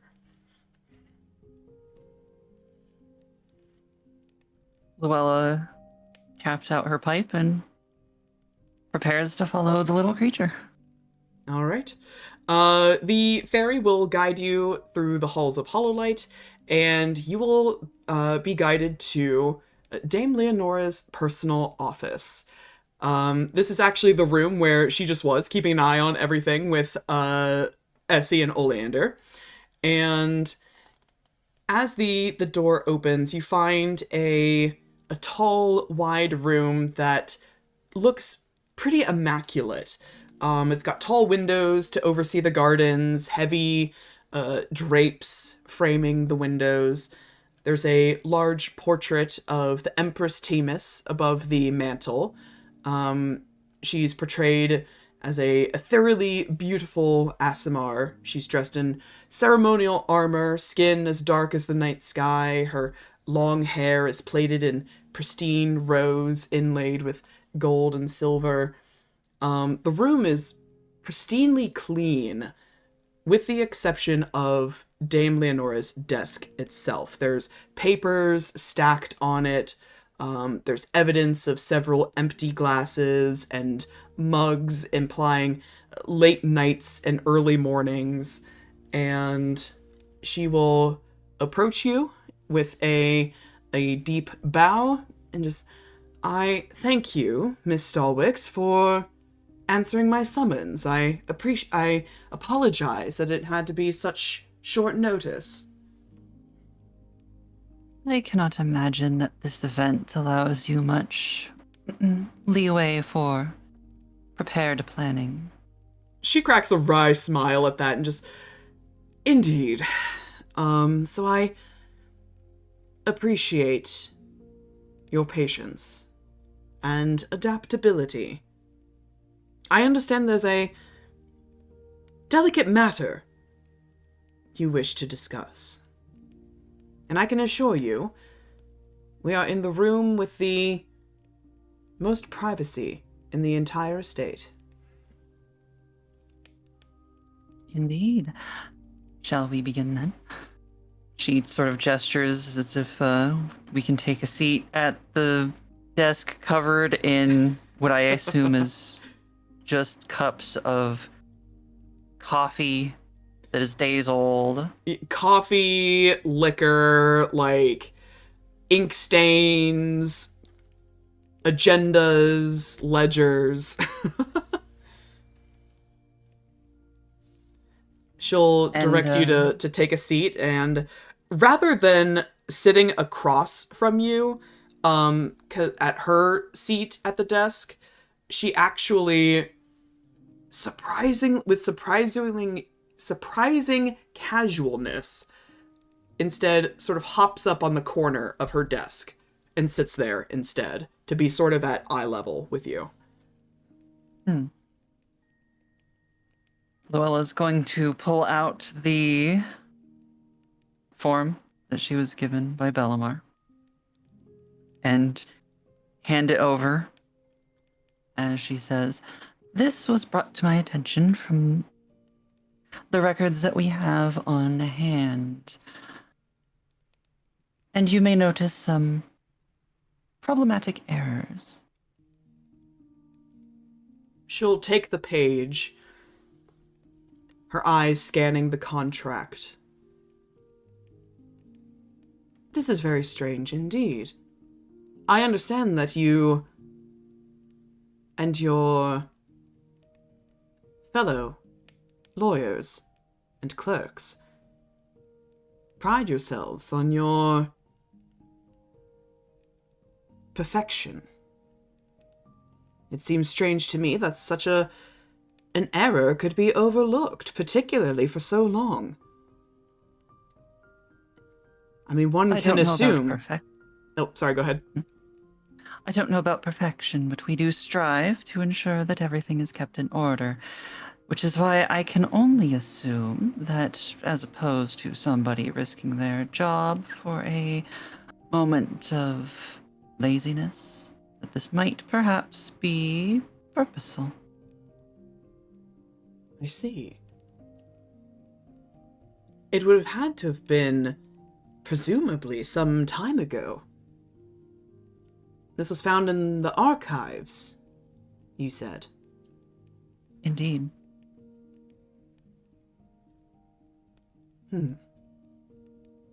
I wager that, while he's still a young man, this would have happened when he was a child. That leaves about... One would That leaves at least a decade or so. At least. Lost in the archives. Overlooked. That is concerning, Miss Stalwix. Very. It also brings into question, and while I am sure you do not wish to divulge your or the court's methods of selection, it brings into question their potential legitimacy. I want you, based off of what you just said, make me a persuasion roll. A persuasion roll. To get her to open up a little bit. Alrighty. If I could find it. Oh, 26. She's going to set the page down for a moment. And you can see conflict in her face. And she looks to you, and she looks to the page. And she looks to the portrait of the Empress, and back at you.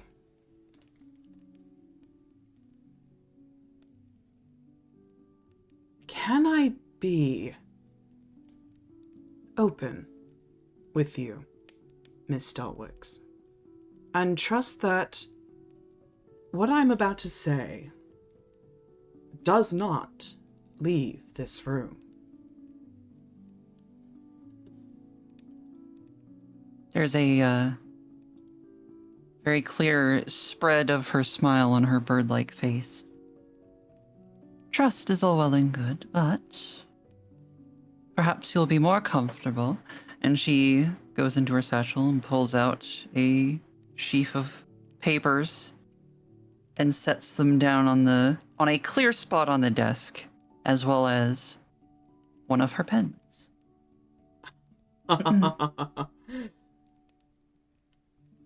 I assume you know a non-disclosure agreement when you see one.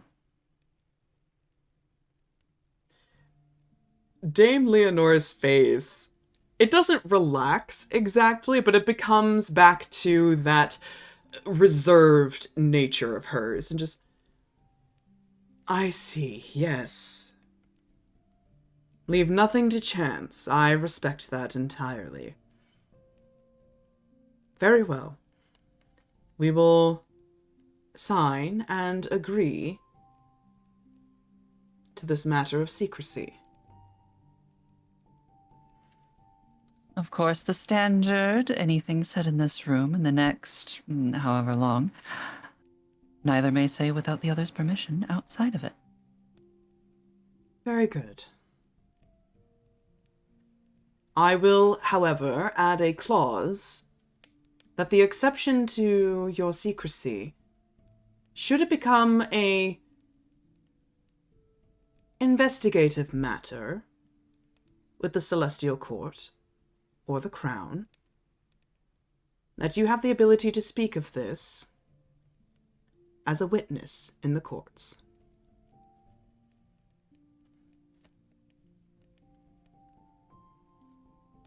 A very good clause, I would say. She begins writing it into a portion of the contract. Lots of blank places to add certain extra bits. Dame, And she will be the first to sign. Okay. Dame Leonora will read and quickly review everything and then sign off herself. Hand it back to Luella. Now then. Well, we'll put it back into her satchel.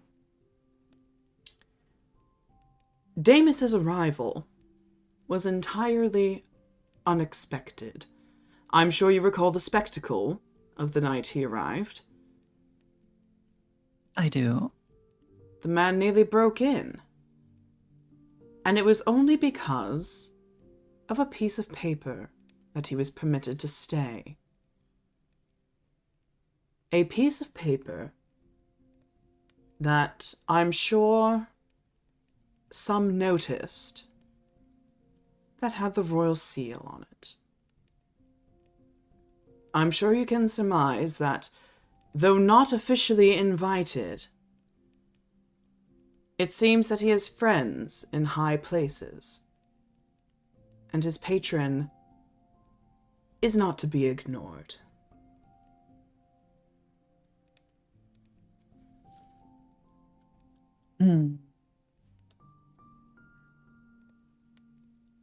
That brings up many problems. Indeed. I will admit the Empress was none too pleased with this development, but she is gracious and curious how this will play out. So I permitted him to stay.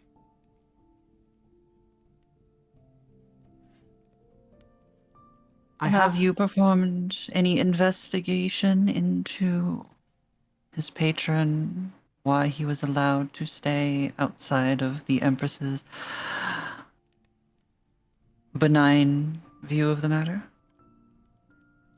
She clears her throat and she looks a little... She very briefly looks uncomfortable at the question.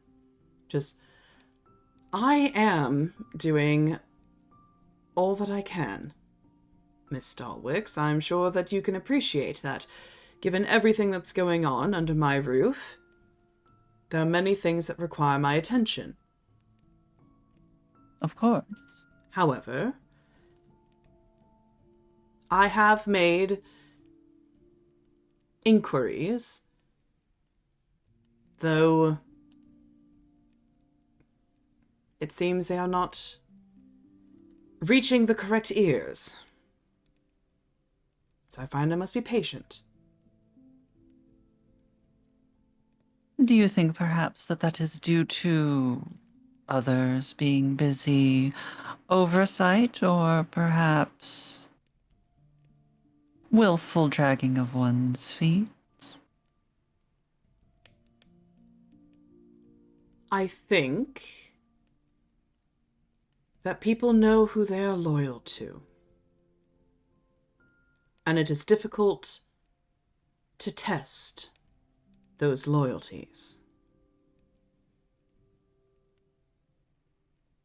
The higher the ears are, the more difficult they are to reach, even for me.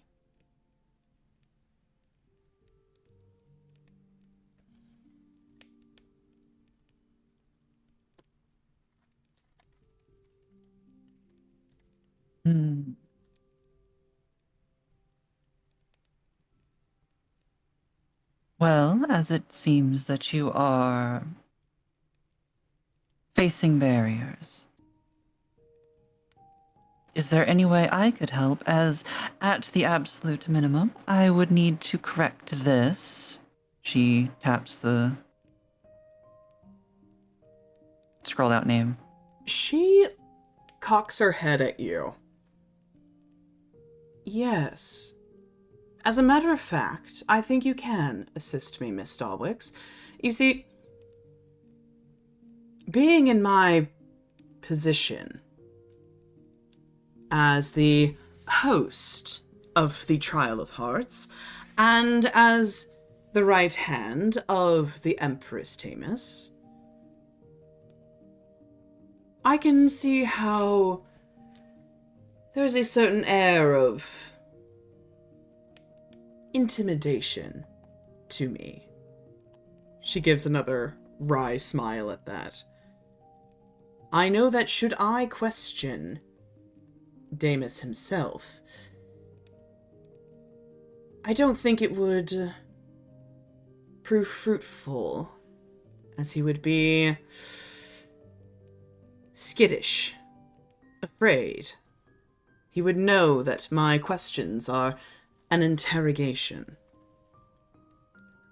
But if I could utilize your skills in tact and grace and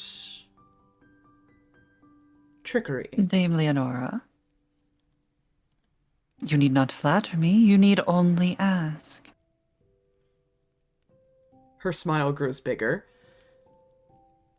Very well. I want you to investigate this Damus yourself. I leave the means and methods up to your discretion.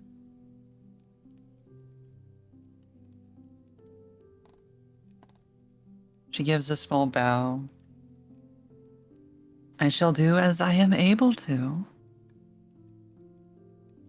Well, ideally not interrupting your trials too much. Very good. I thank you for your assistance in this endeavor. It is a great help. And I thank you. I do not think that this error could be corrected in any other way. I'm glad we reached this agreement then. I will expect consistent reports of your findings. Feel free to write me at any point, or track down one of my assistants. And she motions to there's a couple of fairies sort of flitting about the room. Of course. Any time that I find something that may be of any sort of value, you will hear about it. Though I suspect you would, even if I were not to tell you.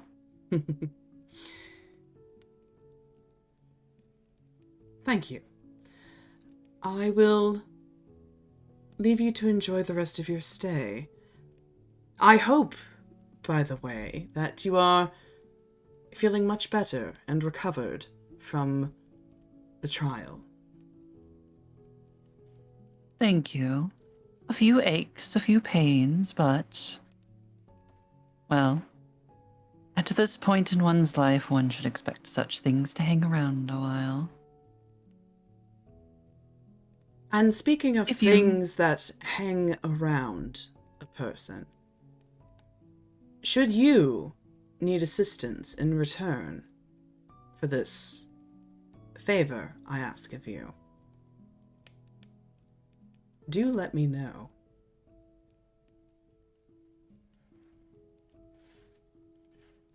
Luella's face lights up in as big of a grin as is anatomically possible. I will, of course. Oh, and also, should you be needing a reprieve, I would love to have more non-work-related chats. I'll see what I can do. I think I would appreciate that. Now, I must return to business, unfortunately, but thank you again, Miss Stalwix. I think we can Thank be you. of mutual benefit to each other. Indeed, I am of the same mind. Also, as she gets up and starts preparing to leave, I do recommend that you do not have too much at one time to keep yourself focused. Makes the hands shake. I will keep that in mind. I thank you for your concern for my well-being. She nods and leaves the office, going back about her day. Excellent. All right. Moving on. Oleander, I believe that, you had some further research you wanted to do. Yes, but can I have a moment in my room with Damus first? Sure. Hey, yo!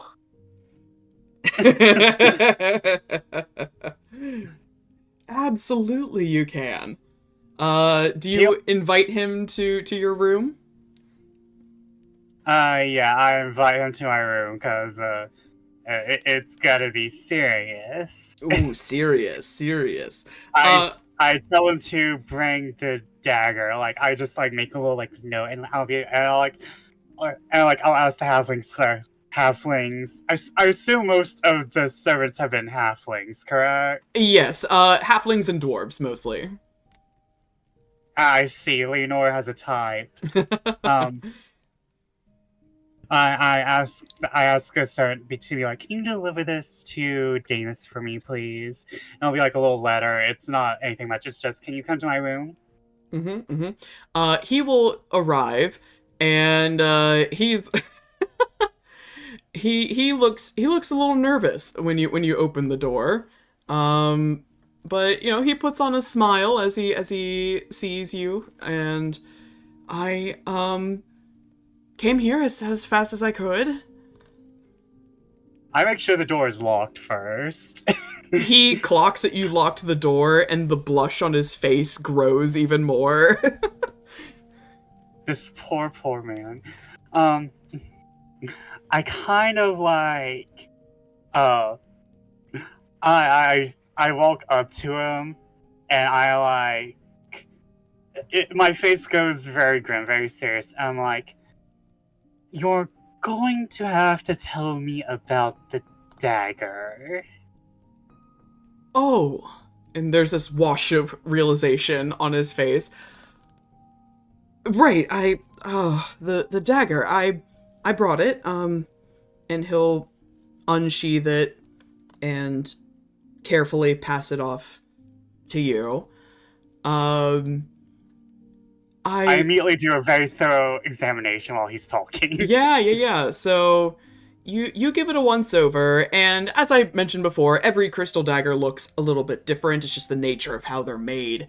This one looks like, how do I describe it? Like the one that you found on your dig site is more amber in color, kind of an orangish, brownish hue to it. This one looks like a pure black obsidian. There's no seal on it. It looks very kind of rough around the edges, actually. Whereas the one that you found at the dig site, even though it's old, one could surmise it was made with very pristine care and methods. This looks like this could be any old witch's crystal dagger. Okay. And he'll look at you just, well, I've kind of always had this dagger. I don't know what interest you have in it, but it seems to be important. Insight on the I've always had it. Sure. Oh, owie. Owie, That's nat a one. 9. Yeah, he seems to be telling the truth. You've always had this, so does this mean this is a heirloom of some sort? Not an heirloom, exactly, but I got it, and he sort of hesitates for a moment.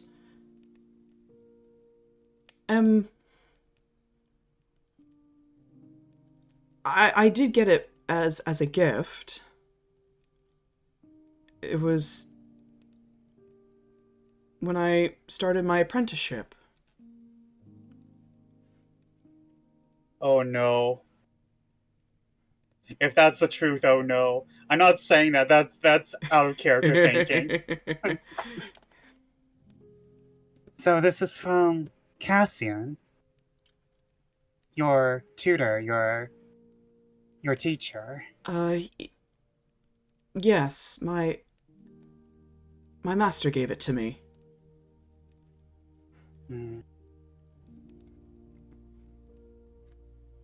And if I remember correctly, Cassian never had like witch accusations, did he? Nope. Not that you know of.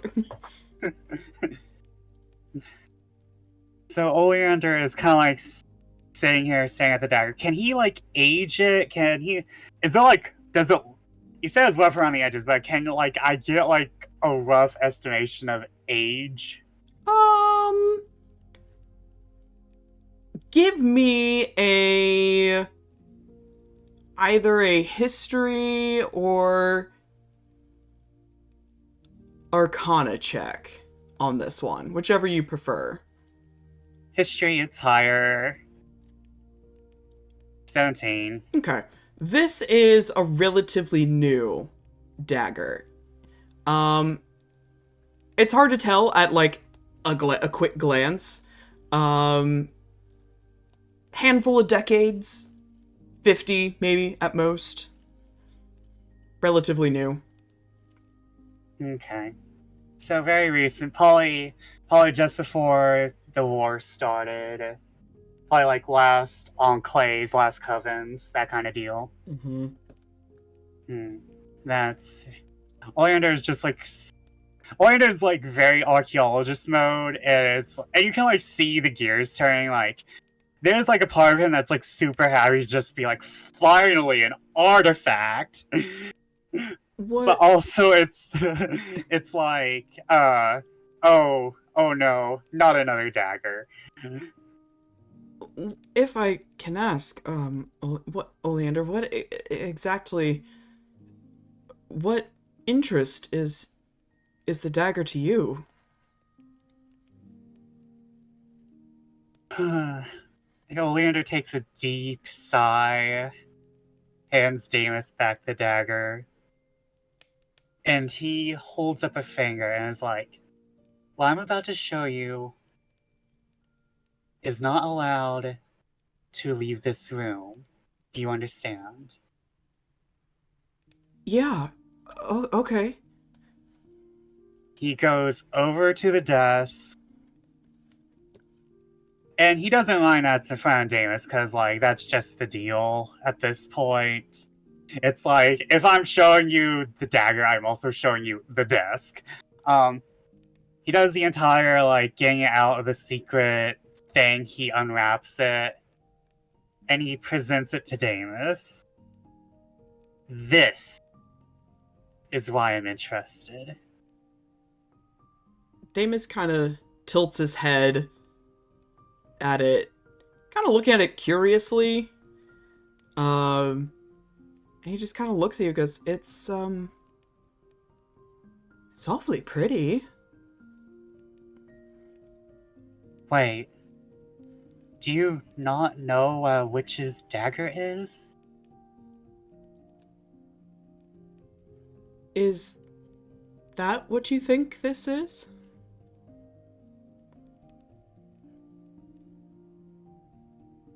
Damus, I am the foremost knowledge on witchcraft in this continent. I don't mean to to discredit you. It's just I didn't think that mine I just thought it was a nice dagger. And he's looking at the one in his hands that he has.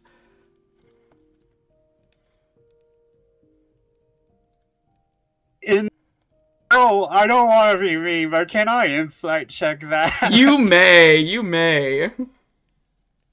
And you know what? I was about to say before you rolled it, I was going to give you advantage on that roll. I'll take the 26. Yeah.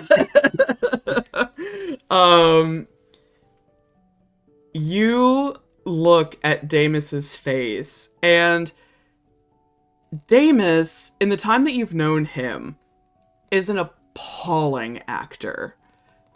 This man cannot lie to save his life. He is currently trying to lie to you.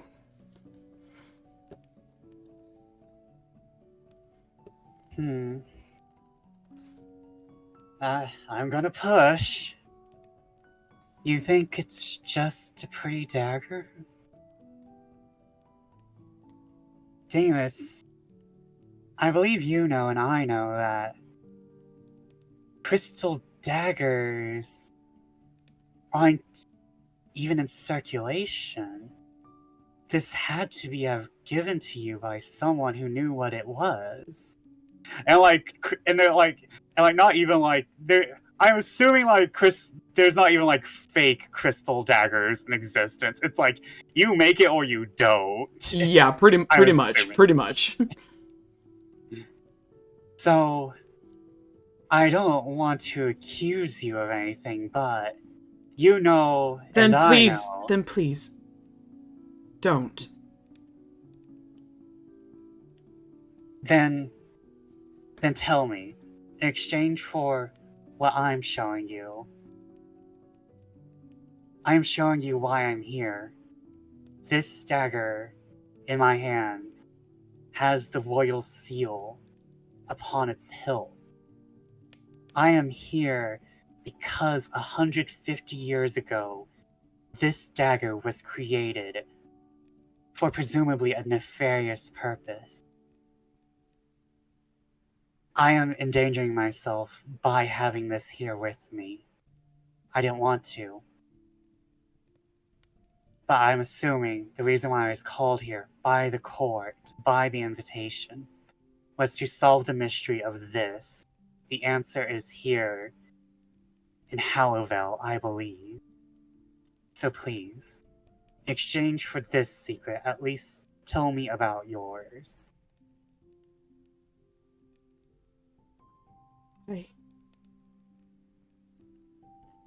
Oleander, I can't.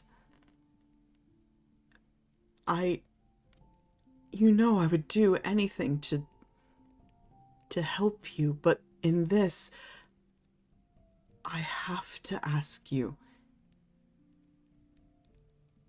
Please, don't ask that of me.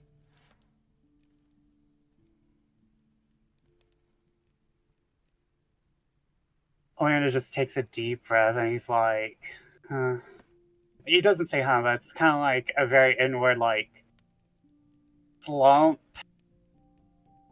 And he's like, if it's because of something you can't tell me, I understand. But in exchange, I still need more help with this. And he, like, still is showing his dagger. Because I'm entirely lost here. And to show that I'm okay with telling you this secret, I will tell more. And like before they research, like Oleander will kind of like go over his entire family, and he will reveal that the Princess of Poison is not just an acquaintance; it is outright his sister. And he like kind of like just goes over his own past to Damus while they're like in the room.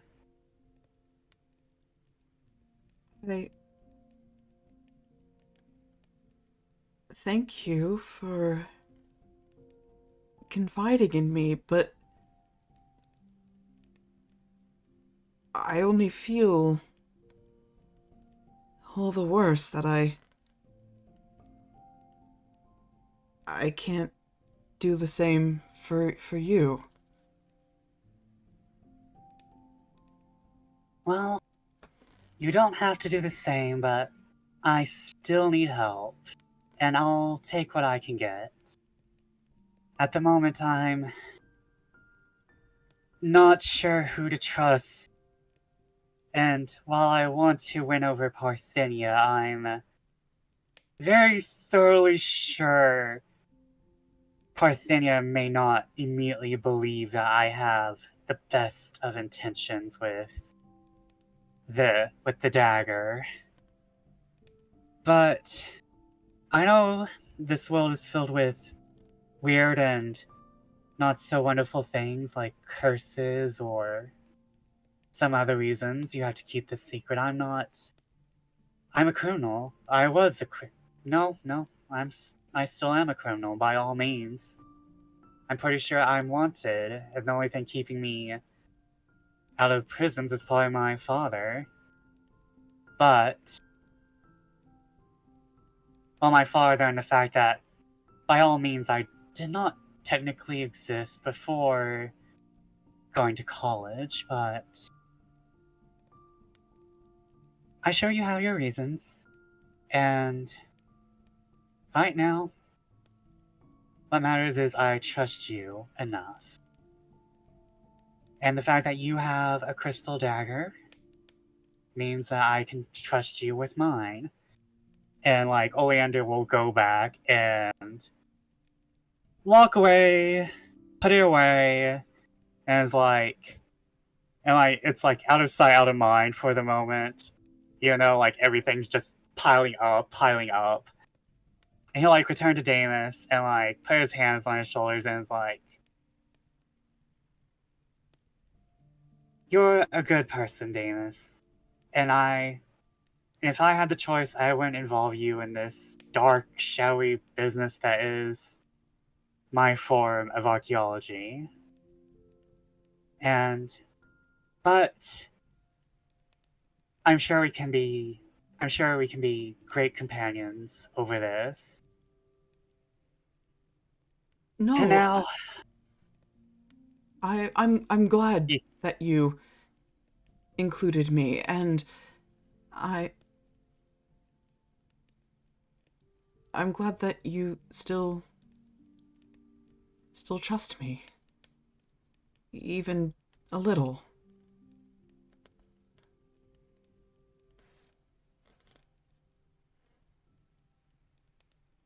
Well, now that this business is out of the way, you're gonna put that back before we go to the library. We had to go research.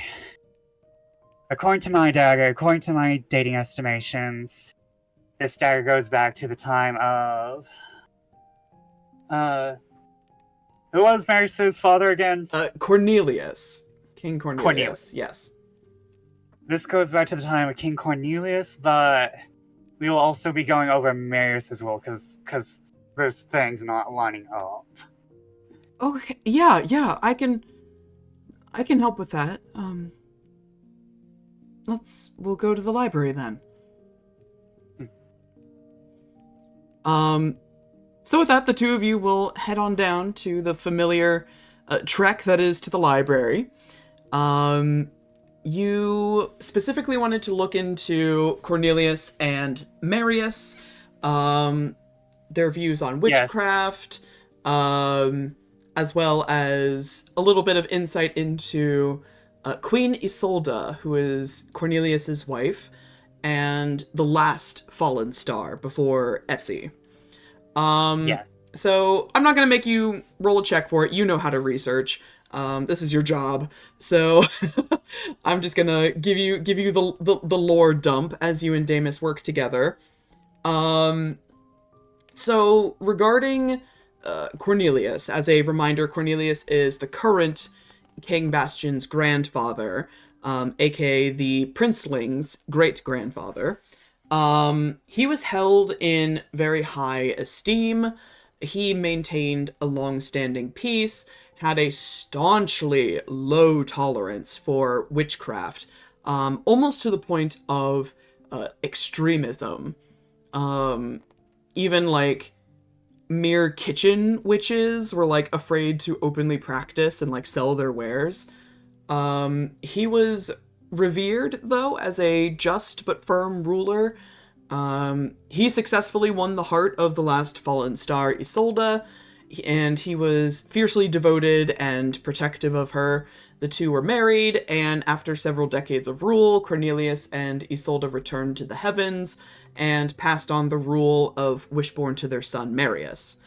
Isolde herself was also beloved by the people of Wishborn, renowned for her beauty, her kindness, her charity.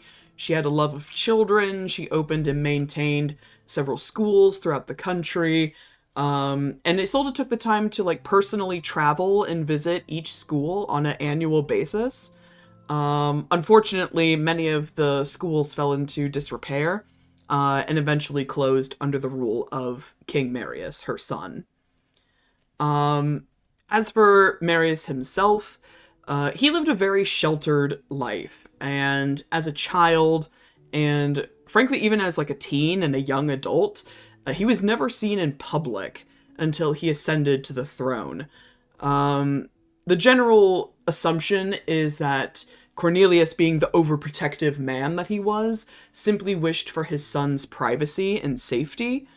Marius's political takes are ambiguous, since he kind of left the running of the country to Wishborn's politicians and advisors. So it's unknown if he was actually like pro or anti-witch, although his opposition at the time would argue that he was pro-witch, or if his just laissez-faire approach to kingship just happened to pave the way to a rise in witchcraft, because the witches were eager to regain footing under that was lost under Cornelius's rule.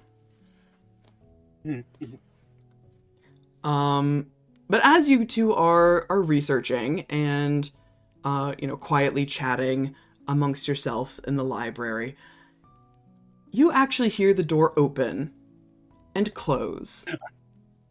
I've been very attentive since the Gwyn incident, I presume. Yeah, this person is not trying to be sneaky about it. They are waltzing into the library and making a beeline to your table, and you recognize this is Princess Adora.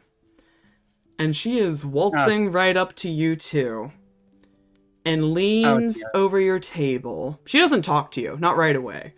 She leans over your table, looks over at what you're reading, sees the royal family's history, the family trees, the lineage, and she just looks at you, the both of you, but primarily Oleander. She knows who's in charge here.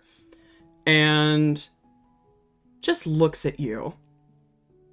I knew you wouldn't be able to resist poking your nose around here again.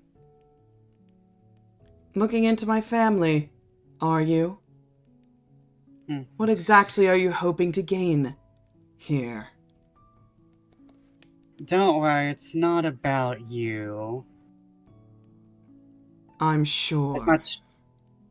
As much as you wish it was, but you do know that I'm a historian.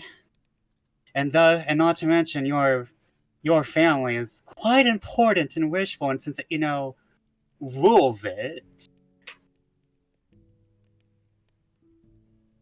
And you just look at family trees and history while neglecting the history that's being made here.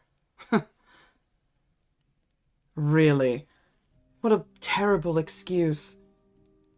I think that both of you are just as petty as everyone else. Trying to scavenge through my family, trying to pick the meat from our bones, looking for something to hurt us. Everyone already questions and pries enough. My brother and I can't help that we were born the way we were. So whatever you think you're looking for, you won't find it. Dia, may I ask a question? Yeah. Before the twins debuted into society, were they ever seen outside the castle?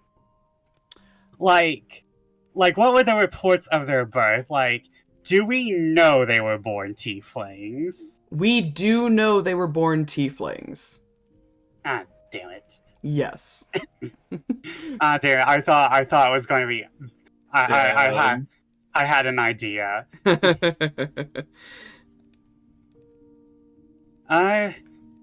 You can look at these books yourself. None of them are about...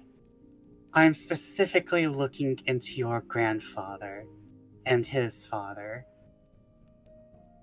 I don't think I really need to go digging through your family tree to really put you down, Adora. I am doing this because I was at a recent archaeological site. I seem to have found something. That is it. That is all. If you're going to waste Dame Leonora's time and everyone else's time by rummaging through the books about your betters, then why don't you just go back to the dirt where you belong? And she'll shove the book that you were reading shut and storm out of the library.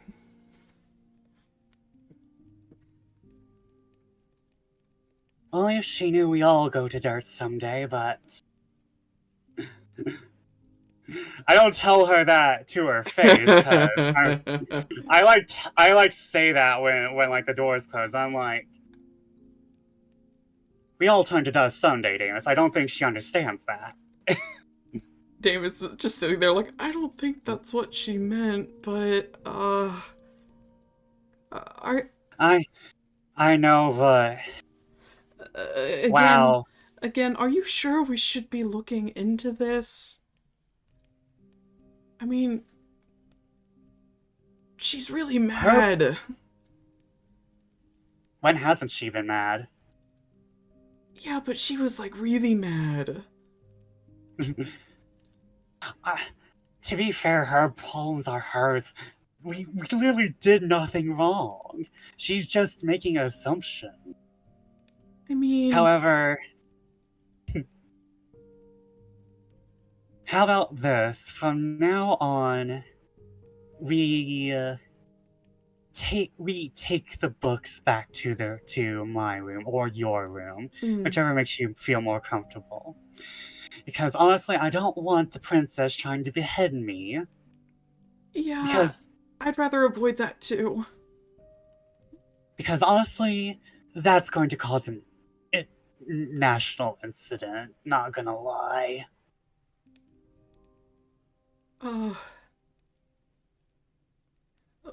Should we bring these back to your room then?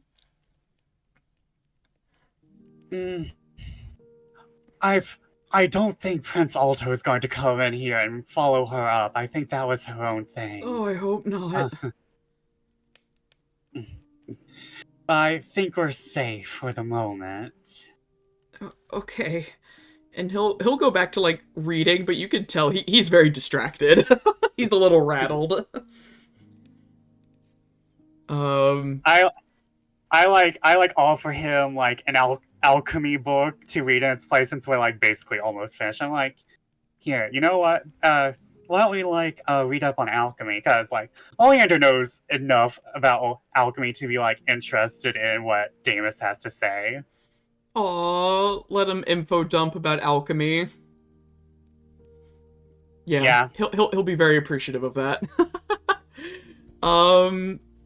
But yeah, Oli, anything else you would like to do in the library? Are we good there?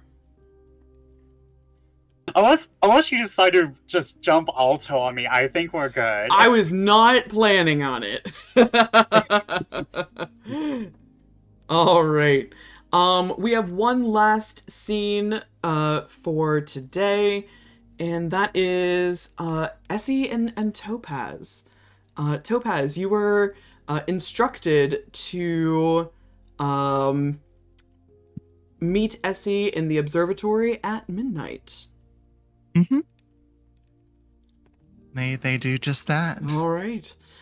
You find Essie very similarly to how you found him last time. He's got his big velvet dressing gown on and is staring up through the telescope. He does hear you approach, and he looks at you and kind of peers behind you in a kind of honestly a move of paranoia, like making sure no one's followed you, and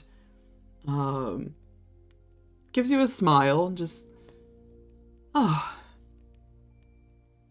Stoneheart, thank you for coming. But, I mean, of course it was at my invitation, after all. Should I take more care in coming to see you? No, I'm sure it's fine. It's just, can't be too careful. Do you feel that threat here? He sort of tilts his head at the choice of word, threat. Just, what do you mean? I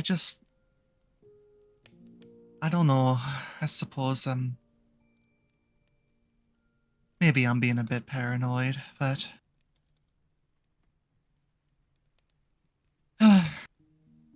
given everything in the last few days, it's been a bit worrisome, scary even. Yeah, I understand. It was a difficult trial that you were all put through. I hope that you've recovered well. I'm doing all right, Essie. Good. It's nothing to do with that. And I don't mean to trouble you in a way. No, I'd rather you share them. After like kind of stopping more so towards the entrance, seeing the paranoia in his eyes, Topaz will kind of walk forward and like more so, at least within like a respectful distance, not like a serious distance. Just be like, well, if you're asking, I think it's at least been resolved, hopefully, but I did receive a threat. A threat? So, we figured out who it was, but... You should tell Dame Leonora. Oh, maybe it's foolish of me, but I suppose I never even thought to do so. I should, though. I know she prides herself on taking care of her house and her guests. I'm sure she would not tolerate anyone being threatened. You're right, Essie. Doing a little bit of self-reflection here in a way that I am once again putting myself in a situation where I do not trouble anyone else for my own personal things, and I think that's something I need to unlearn a bit. He just kind of takes your hands in his and gives them a little gentle squeeze. Just, I think you're well worth the trouble, Topaz. He looks up into Essie's eyes, kind of has been a little bit looking distant, like past him for parts of these conversations. And just like there's a genuine like soft smile of just like that meant a lot.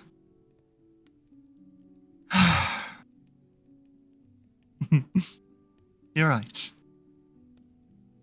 I should care about myself and pride myself a bit more. It's the right way of thinking.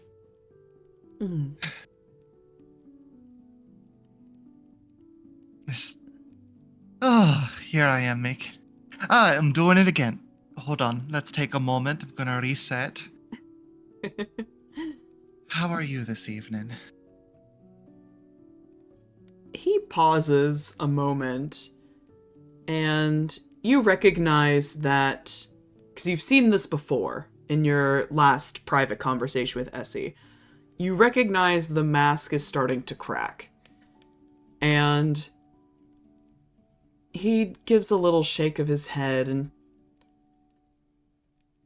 before I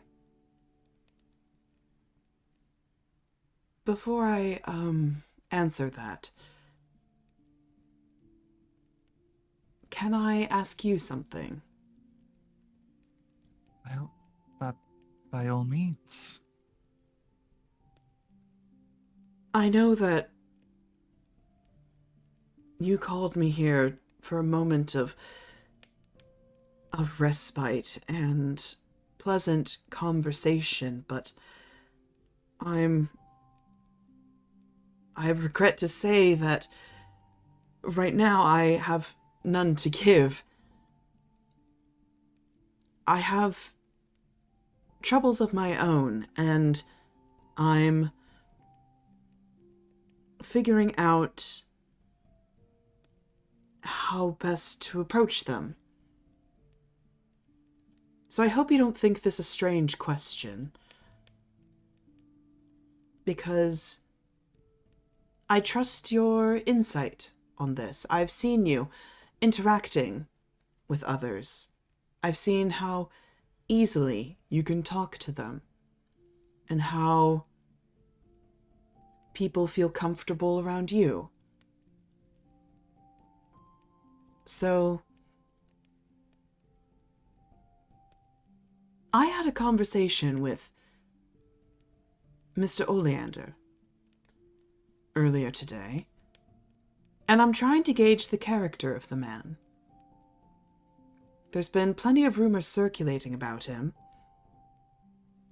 but myself and Dame Leonora, we've been working to quell such beliefs so that the truth can come out. But I wanted your opinion. Do you think he's trustworthy?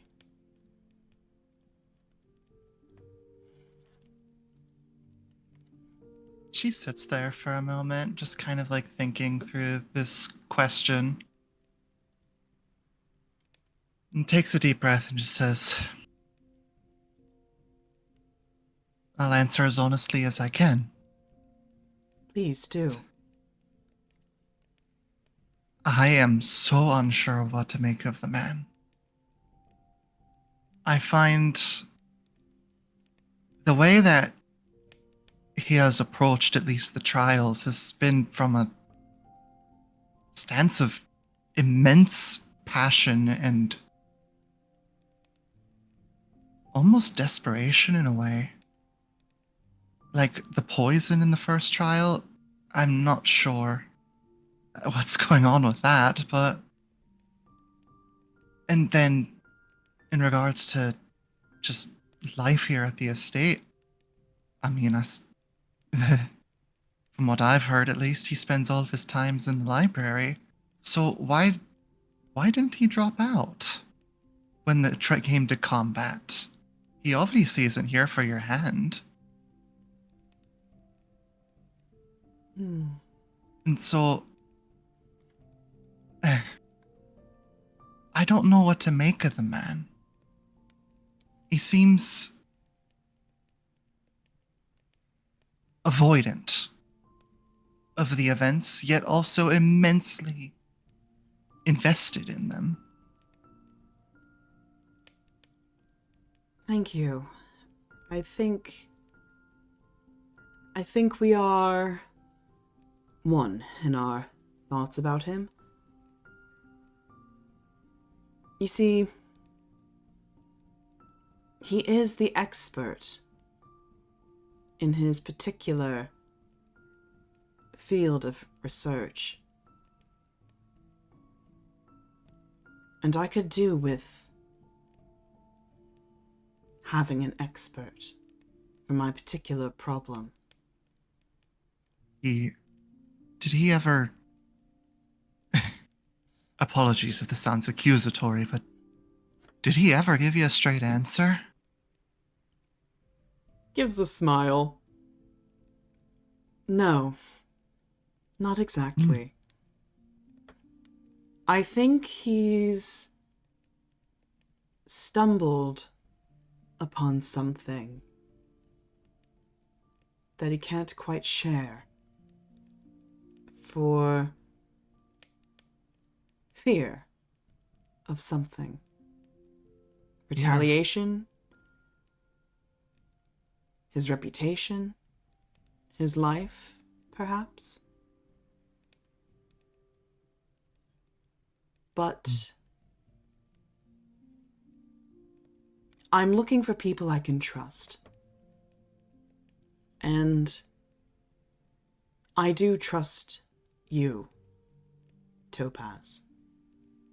So I'm hoping that perhaps you could talk to him and he can help me. I'm going to share with you something, Topaz. Something that will potentially change everything. Is that all right? You're welcome to say no and walk away.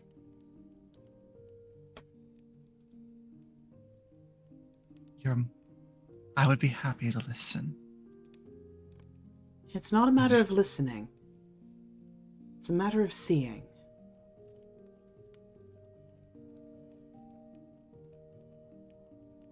And they'll give a nod. And just like very much like, okay, whatever it is, I'll be there. Essie motions towards the telescope. Have a look. They will? What you see, Essie has aligned the telescope to a very particular place. In the sort of peripheral vision equivalent of the telescope, you of course see stars and galaxies and nebulas, but the exact pinpoint place that Essie has placed the telescope, where it's pointed, there's nothing.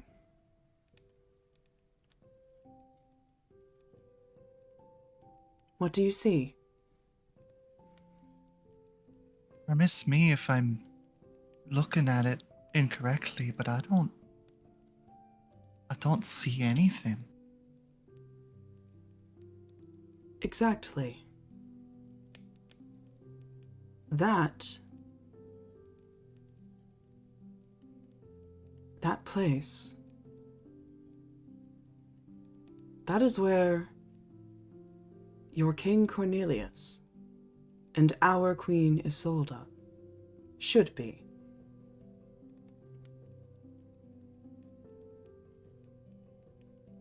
What? They can't have just gone. Right? I mean, stars live for millions of years.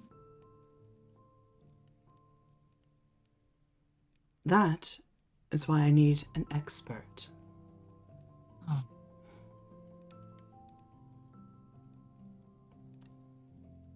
And with that, we're calling session. Dun dun dun. The lore. Lore. Thank you all so much for playing. I know this was far later than we usually run, so I appreciate your time and your patience. I love and adore all of you, and I hope you had so much fun. And for our viewers at home, thank you for watching. I hope you enjoyed yourselves as well. Scheduling in the future is going to be a little topsy-turvy. We've got some plans. We've got some things to schedule around, so I will keep you all posted on when the next session for the Trial of Hearts will be. Please be sure to follow me on Blue Sky or join my Discord for any kinds of scheduling updates. But yeah, thank you guys for watching. I had a great time. I hope you all did as well. And we'll see you guys next time. Bye! Bye. Bye.